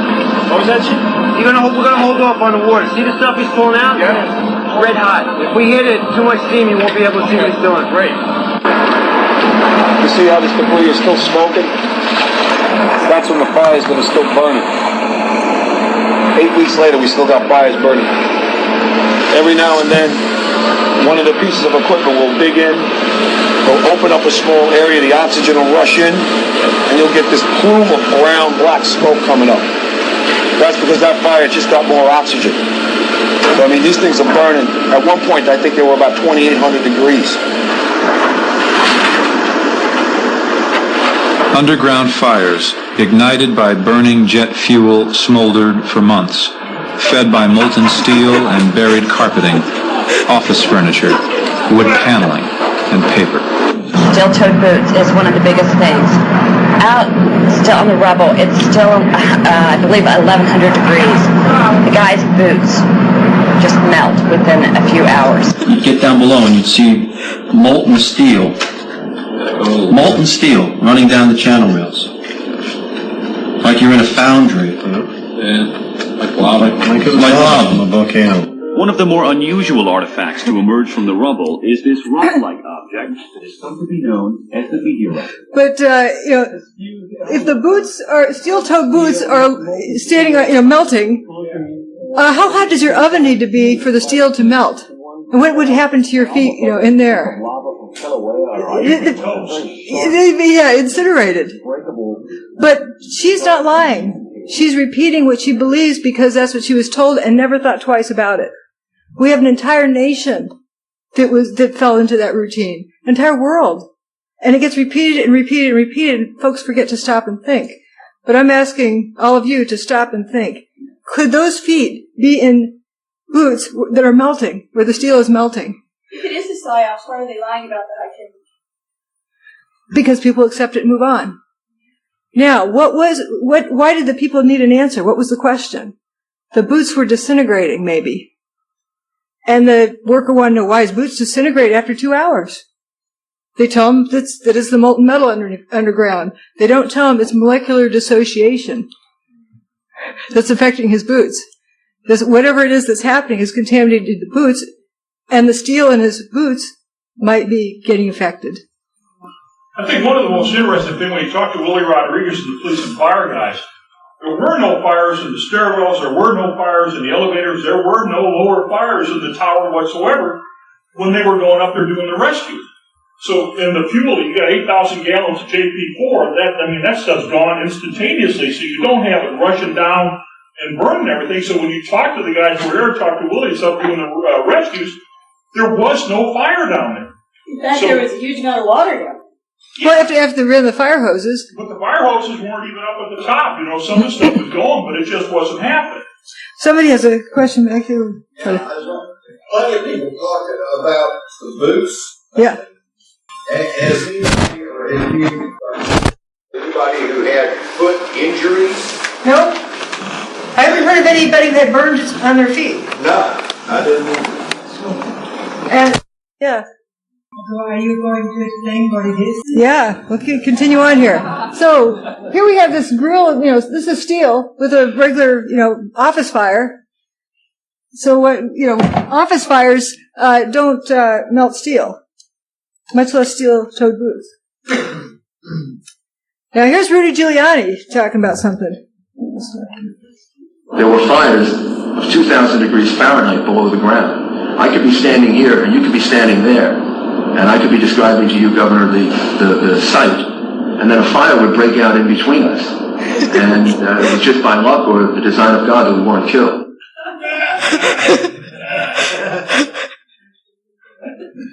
You got a built-in thermometer. Yeah, where was Rudy Giuliani? It was hell almost opening up. Yeah. So we saw this picture. How do we know that was real? How do we know if it was a psyops? A week later, they have another picture and it doesn't show anything hot. Well, if it was hot here, it's cooled off immediately, so why do we have the story about things continuing to be hot? Plus, we have this guy climbing down into the ground right at that place. That's right where they were. That's the hole number 2. That's a map of it.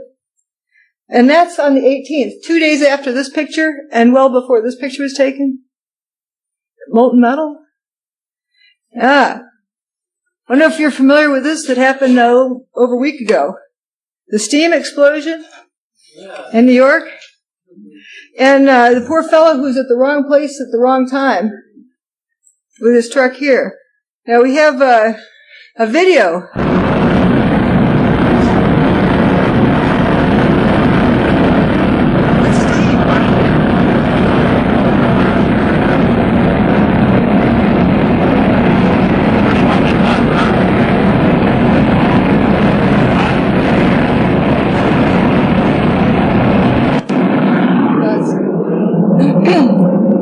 Notice this fireman is not walking into that.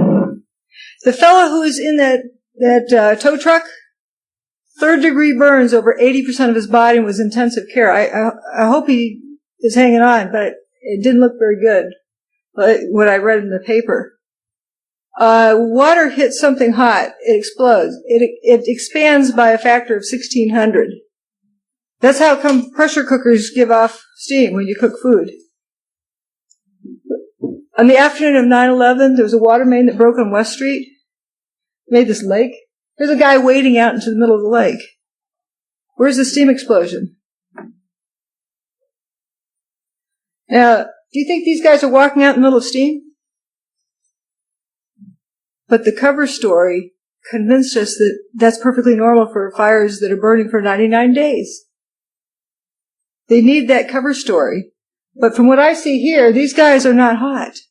There's something else. And people would have been asking questions. What is that coming out of the ground? That's a lot of fuming going on. If they're standing on a grill, wouldn't they look more like a grilled cheese sandwich? And this is the end of October.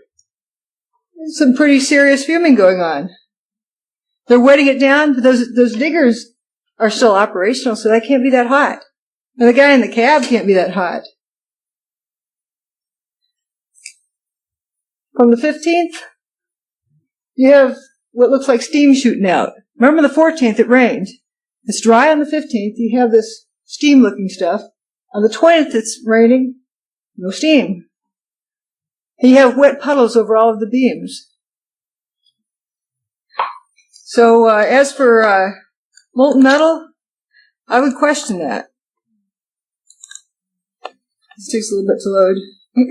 But at a time when we're all vulnerable, just like we're given the names of 19 bad guys with box cutters.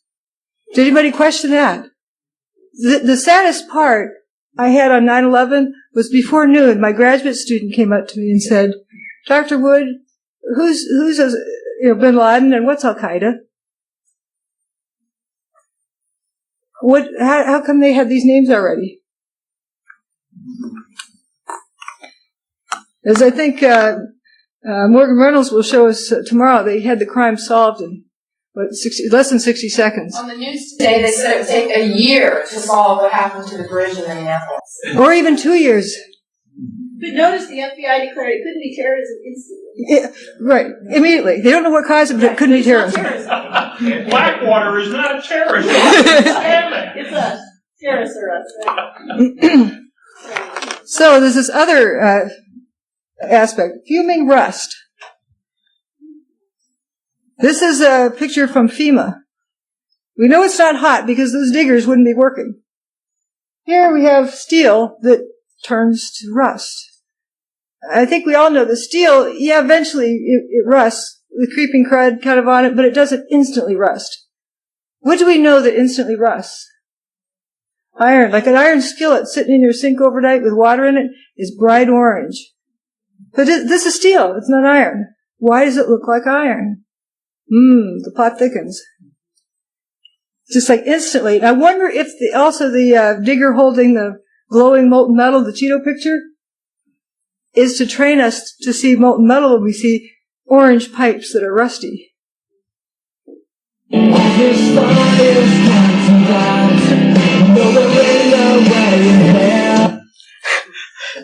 How does the front end of this truck become instantly rusted in some places, not where all the dents are? Some of the places is missing paint, but it didn't rust. It's just instant rust.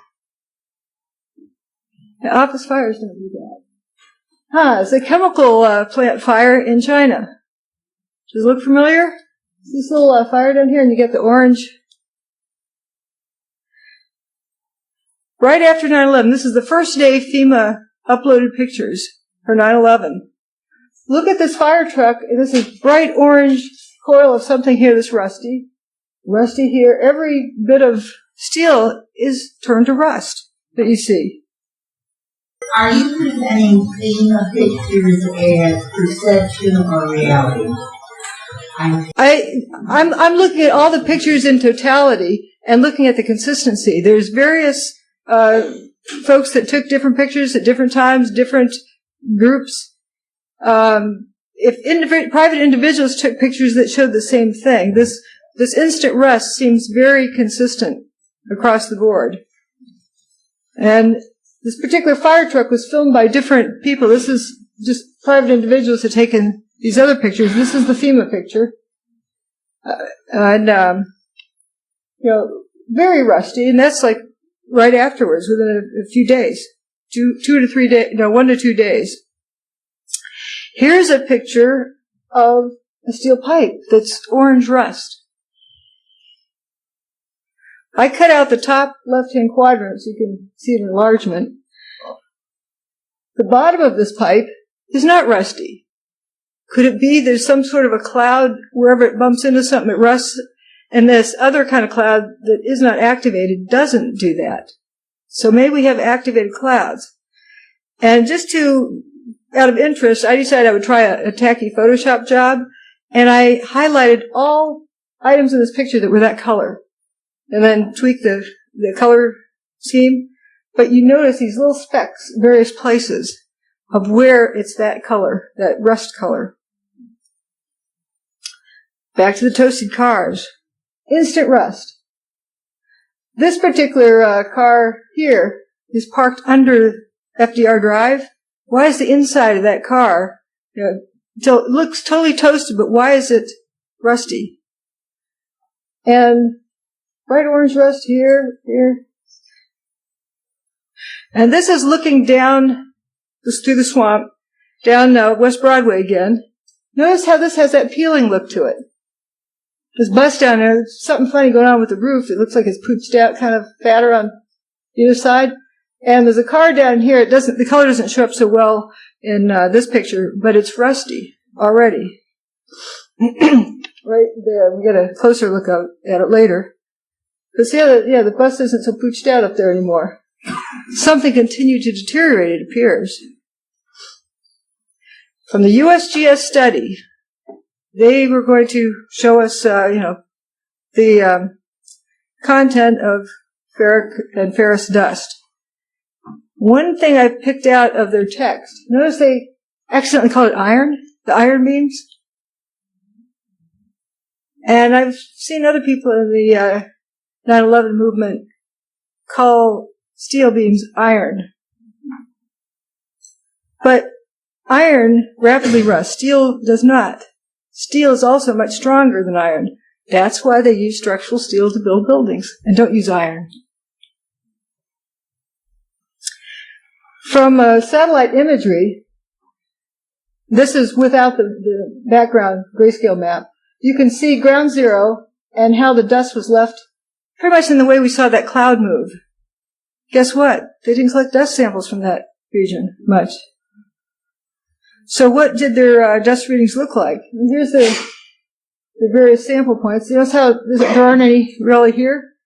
But where its pink zones are, that's where I know there's toasted cars.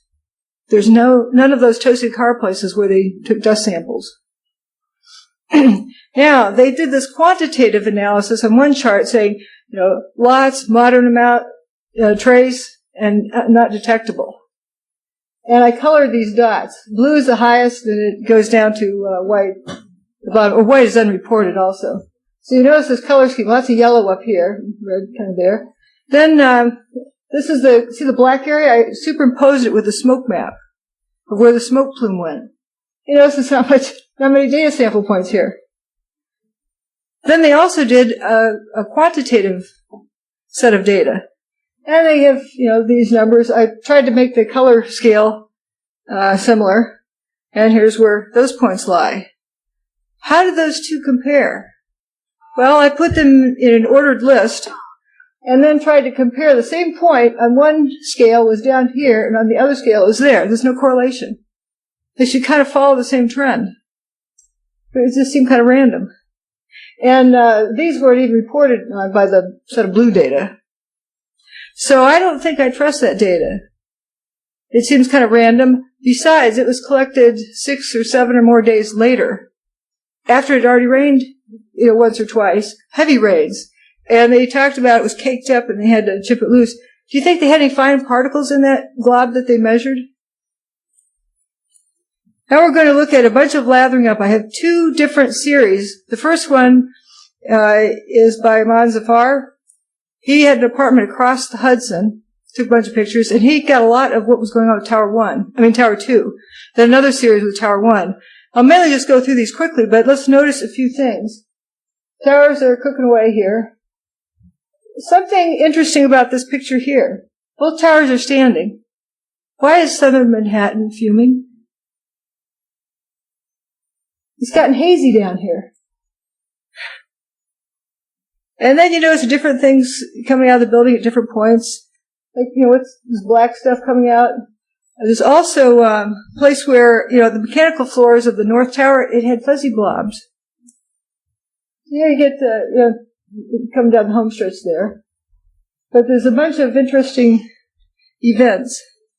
Like here's, let's see, this one you can't see very well, but the mechanical floor of the North Tower has a big fuzzy blob that comes out of it. And I call this silly string. Looks like silly string squirting out of the mechanical floor of the South Tower. But you can tell when the building gets ready to go. It suddenly gets really furry looking with this black stuff. This is the South Tower. And then there it goes. Right after it goes, notice this series. And what I noticed in this was, as the cloud rolls out, not much happens, but then notice Tower 1 starts spitting out this stuff that I call lathering up. Looks like soap suds. Look at this picture here. So it's not from the clouds rolling out. It's from some other process that's meant to happen at the same time so people really don't realize what's going on. And here it is really oozing out of there, and then it gets shut off. And you have blue sky underneath that.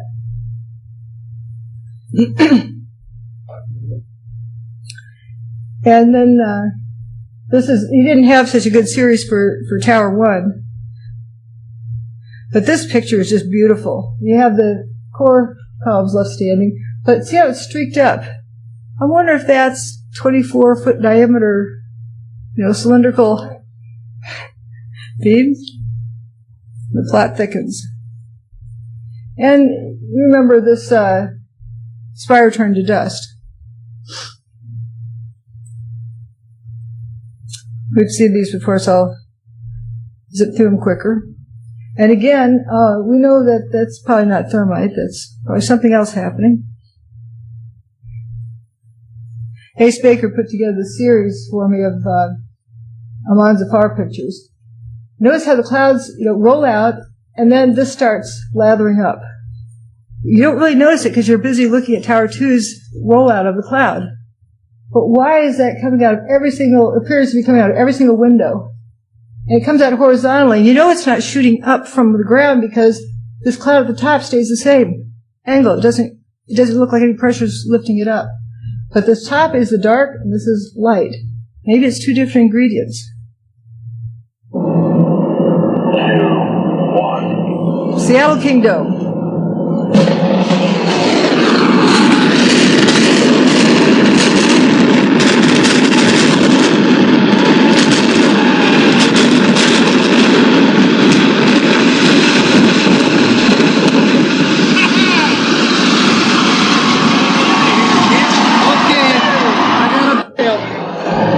Notice how high the dust cloud went. Not much higher than the top of the King Dome. And then it just kind of diminished. Also, beforehand, we saw all of those firecrackers going off. All over the place. We didn't see anything like that. Here. This is the other set from this free host, whatever that site is, GJS I call it. This is a beautiful picture of Tower 1 lathering up. Just pouring out this lather. This other thing I call smoke rings. Looks like somebody blowing smoke rings. Intermittent black things coming out. Here we have the light ingredient. We have the dark ingredient. Wonder what that means. And you see this series. Beautiful lathering up pictures. And then it quits lathering up. And then it starts blowing smoke rings. What is that black stuff that comes out? Fire doesn't do that. It doesn't, intermittently spurt out some squiggly things. Something else I started noticing, just before it goes, you see vertical, looks like fishing poles sticking up. And this is the series. We're looking at the last one's just before it goes, these three in here. This is the last one. And you might be able to see some vertical black thingies in there. Notice there's no more fire here. Earlier, when there was a fire, it didn't have smoke coming out of there. And here's the last one. Can you see those? Looks like little fishing poles sticking up. It's hard with this resolution. It didn't seem to come out real well. And then we know how it rolls on down the street. Rolls down.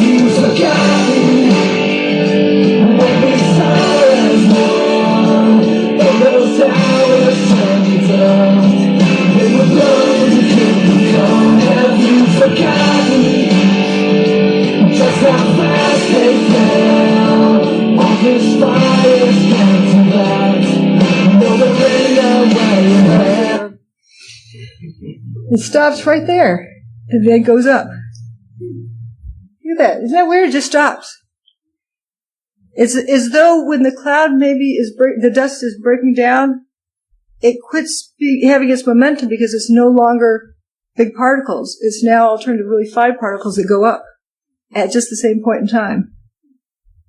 And here's that pedestrian walkway again.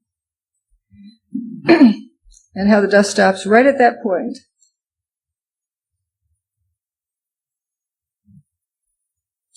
Now, something else that gets... This is one of those so-called squibs. Notice they look like lather squirting out. The second tower just collapsing into a pile of rubble. Here's the AP lead out of New York. Horrific sequence of destruction, terrorist crash. After that, the second tower just collapsing into a pile Those of rubble. aren't explosions. After that, the second tower just collapsing into a pile of rubble. I don't see a flash and a single explosion blasting out. I see like several windows of, it looks like this lather squirting out. And remember these in Building 7? They aren't explosive events. They don't look like the Kingdom did. We don't need to watch the Kingdom again.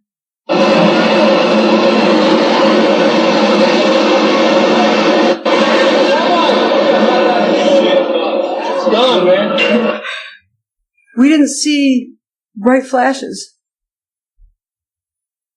And with Building 7, we had this 47-story building. Look at the street down below. Can you believe it's going to drop straight down without spilling out across the street?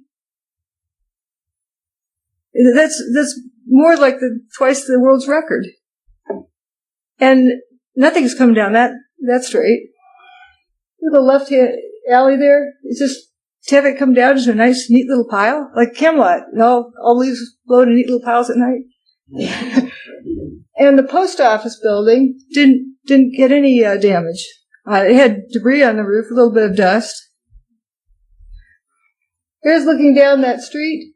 Here's after Building 7 went poof. It didn't even reach across the street, the rubble pile. Something I started noticing. Look at the dirt. Look at the water squirting out of the Verizon building onto the rubble pile of Building 7. There's no fuming coming up where the water's hitting it. If it was steam, if it was from heat, you'd see something. Nice dirt. And look at the pile, it probably gets bigger with time. Again, looking at this lathering up and the smoke rings, that was Tower 1.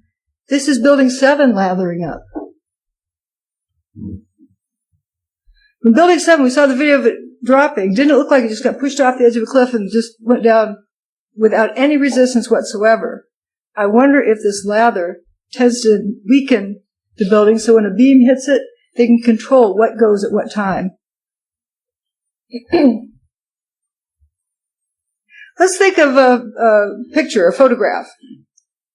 If you aren't familiar with photography, you say, how on earth, how much energy would it take to burn an image of somebody into that piece of paper? Unbelievable amount of energy, and that guy wouldn't be sitting still long enough to keep it in focus. But once you understand photographic emulsion, it just takes a teeny bit of light energy to cause the chemical reaction in the photographic film. Let's say we have the same event here, where the building is filled with some kind of gas, some kind of plasma, something, that the beam energizes when it hits it. So the beam does not have to be very powerful, but it controls where it goes when. And accidentally, maybe some of this lather got out in the middle of Liberty Street, and when the beam hit there, boom, you have a hole. Oops. And maybe the black part is like more hardener than resin. It's a different mixture. It's a catalyst for this stuff. Maybe there's some kind of, like you have faster photographic film. Some's faster, some slower, because they couldn't lather up Tower 2 ahead of time. That would be too obvious. So they needed to have a stronger working. This one's pretty incriminating. We're told that Building 7 was damaged when Tower 1 fell on it. Tower 1's still standing. Why is Building 7 lathering up? Oops. This picture is taken from Reed Street. If you have a map, you can see that's just north of, I guess, Chambers. Now, this lathering, earlier in the day, we've seen this picture a lot. Look at this one. It's got more dark lather. If you want to make sure that thing is really well controlled, maybe you put more of the darker ingredient into it so it really just drops down to nothing. Well, that's pretty much there's a few other things, but you've seen this lathering up, and I really think there's a whole lot to be had about that. What purpose does it serve? I've looked at some sites and seen like spray-on antenna material. So obviously you can have some things that are activated by other things. We know about photographic film. Perhaps there's a kind of a beam that triggers this material. What I wanted to show you is an interesting picture I've gotten from OSHA. From the OSHA site, they're taking out this big tank. Supposedly it carried Freon for cooling of the building. They have a lot of those tanks. But they had a really weird cover story for it. How many people here are familiar with how toxic Freon is? Is it very toxic? You don't want to go breathe it in. You don't want to breathe it nonstop, so it runs all the oxygen out of the room. But you can. It only displaces oxygen. That's the hazard to it. Is that, it runs oxygen out of the air. Do they plug computer into that? Those gases they use? Because it just makes the oxygen get pushed out. But you don't have to have special, authority to transport it. It's not like it's the most dangerous thing in the world. And you look at the safety data sheet, and it doesn't say that it's deadly. It's just that, if it runs all the oxygen out of the room, you don't have any oxygen to breathe. So why is OSHA saying we had to be very careful of removing these tanks and clear the whole site the day we were moving one of these tanks to make sure it didn't leak because it would instantly kill somebody?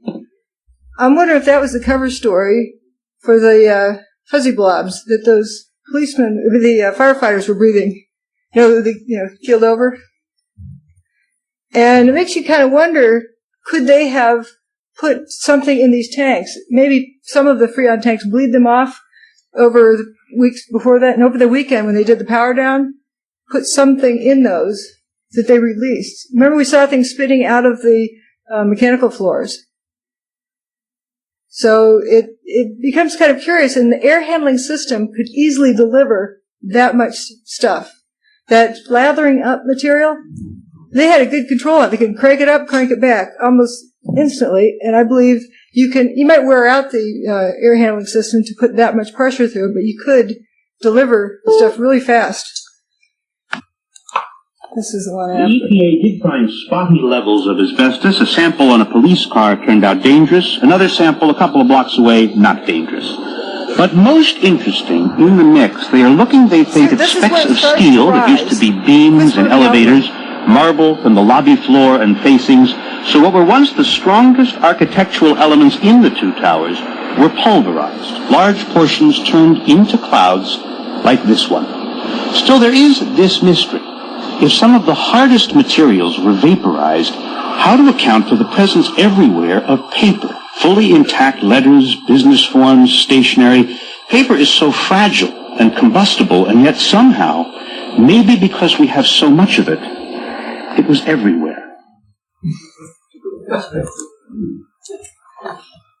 Oh, good, this one didn't hang up. Notice the video on the left.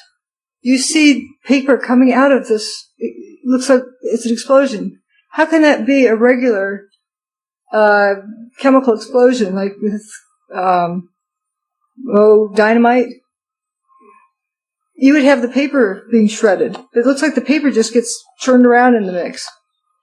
And if you notice in the figure on the right, it's like it just suddenly turns into instant lather. This is another very interesting picture, watching a car ignite with spontaneous combustion. Oops.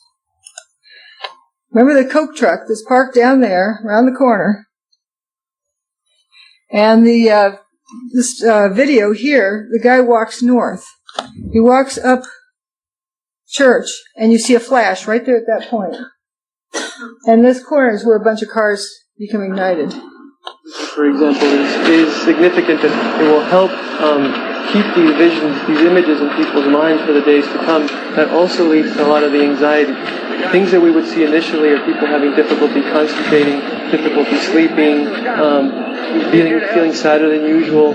Those are the kind of things that we see initially. Most people will get better from that, but we do know from what's happened before in Oklahoma City and other natural disasters outside and inside of this country that the sooner people are able to talk about it, and especially the trained mental hygiene workers, the better their prognosis is and the less severe the symptomatology will be. Is it normal, doctor, for people to experience some unrealistic fears right now, whether it be about planes or tall buildings or something like that? See it again.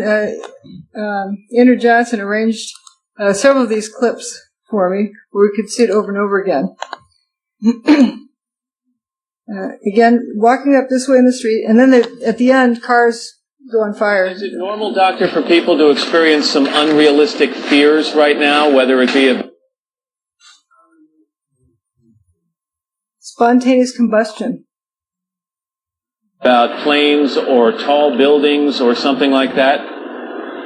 Absolutely. It's very easy for the events to kind of mushroom out of proportion. We have people here that came that we were trying to get in an elevator to go upstairs to one of our other counseling centers, and most people refuse to get in an elevator. That's an example of a kind of a cross-pollination. Everything's on fire now. Everything is going to become stressful to a lot of people in New York City for the next few days until there's some more stability in the sense that normalcy is returning. Just in dealing with the people that I've come in contact with, I notice a lot of people whose moods are fluctuating. Yeah, they're not talking about what they're seeing. I don't think they realize what they're showing. Normal, doctor, for people to... And we see this one where the building just erupts into this emulsion.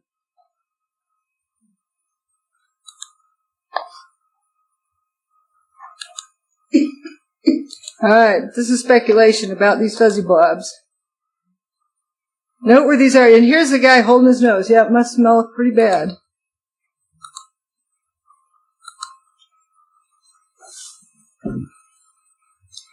They act like this freon is an invisible killer. And they cleared the area. It was a special event, removing it. And I'm wondering why they presented it that way. Again, this is that comment made on a forum that's so well said. We stand at the beginning of a new age. Our government has in its hands a method of disrupting the molecular basis for matter, and its first impulse is to weaponize it. Is this so hard to understand? Like splitting atoms to create destruction was hard to understand in 1945. This is the new and improved model, it appears. But these people should have been warned.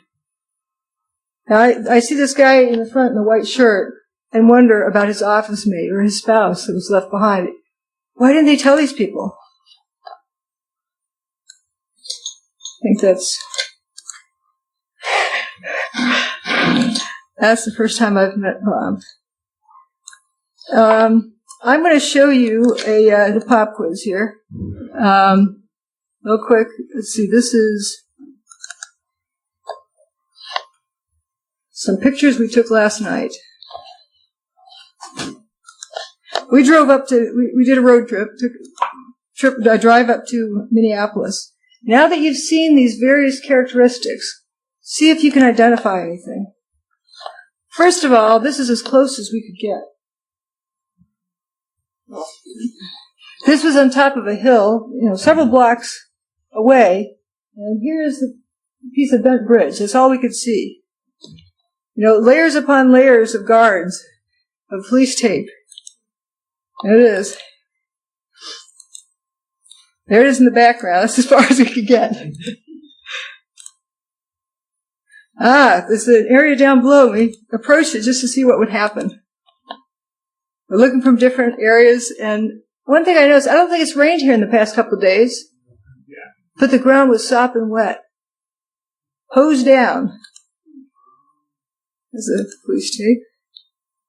There's the bent thing. I leaned out over one of these police tapes, and I was going to, see how would they arrest me? What would they say in the paper? She leaned over 2 inches over the police tape to take this picture. Shame on her. What were they trying to hide? Then we walked down this other street, and they had this other guard booth with bright lights. And I asked this gal, down here, what are you trying to hide? And she does this with her earpieces. Oh, I don't have to answer that question. And I looked around, and it looks like the Secret Service kind of gizmo. She was being trained on the job, I suppose. It was 2nd and 12th is where they had that guard booth. And no pictures allowed. Does this seem like the normal thing for an accidental bridge collapse? For one quick observation, I noticed that on CNN they aired the original. The viewers actually submit the footage, and that viewer preferred to remain anonymous. That caught my eye.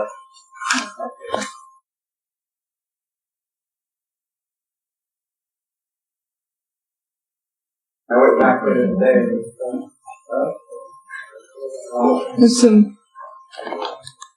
we collected some dirt samples, as close as we get, but you see how far away we were, like a half mile?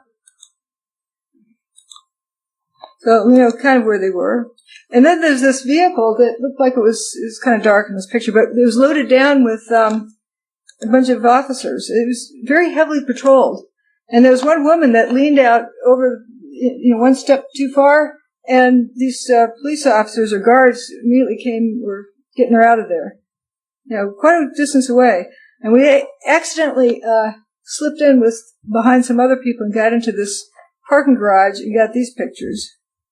Oh, and the bridges, adjacent bridges, pedestrian bridges and so forth, where you could look, they were closed and nobody could get close enough to see. That seemed kind of strange. From newspapers on Wednesday evening. Has anybody looked at it on Google Earth? No. Yes. You see, Google Earth doesn't show the bridge because Google Earth is about 3-year-old pictures. Change them over as much as possible. When you try and do a tilt on Google Earth, all you do is see the bridge laying in the lake bed because of the fact that when you try and tilt a flat picture, that's what you get. So it doesn't show the side of the bridge, and of course it's a 3-year-old picture. You notice this pickup truck here, aimed down? If you can see the side wall of his flatbed, he's got a little fire going. Why is the steel part of his flatbed burning? This vehicle has a kind of peeling look to it, and it's got a hole in the roof. You get some other interesting things going on. This is for the back shot. And close-up of this is here. And you have this red car has a hole in its roof. Why? Some interesting things to point out. I forgot I had these circles that. And I don't know what's here. What? Oh, I don't know what's, why these pictures don't agree. One's supposed to be close up from the other, but something moved. And that is the one that's close up over here with the hole in the roof. So there's some interesting points. And I wonder if this was jet fuel. If they're using jet fuel in trucks these days. But the thing that jumps out at me is all of the fuming. Tremendous fuming. If it's smoke, it's in one place or another. Why don't we have any bent steel? The end of that looks kind of odd. Just questions. I don't know the answers. This does not though look like a normal accident investigation when you're kept a half a mile or so from where whatever happened. And these are the pictures of the bridge beforehand. I don't know, it was last year, I think, they were taken. But what would cause every section to fail at the exact same moment? Yeah. Okay. Thanks for the endurance.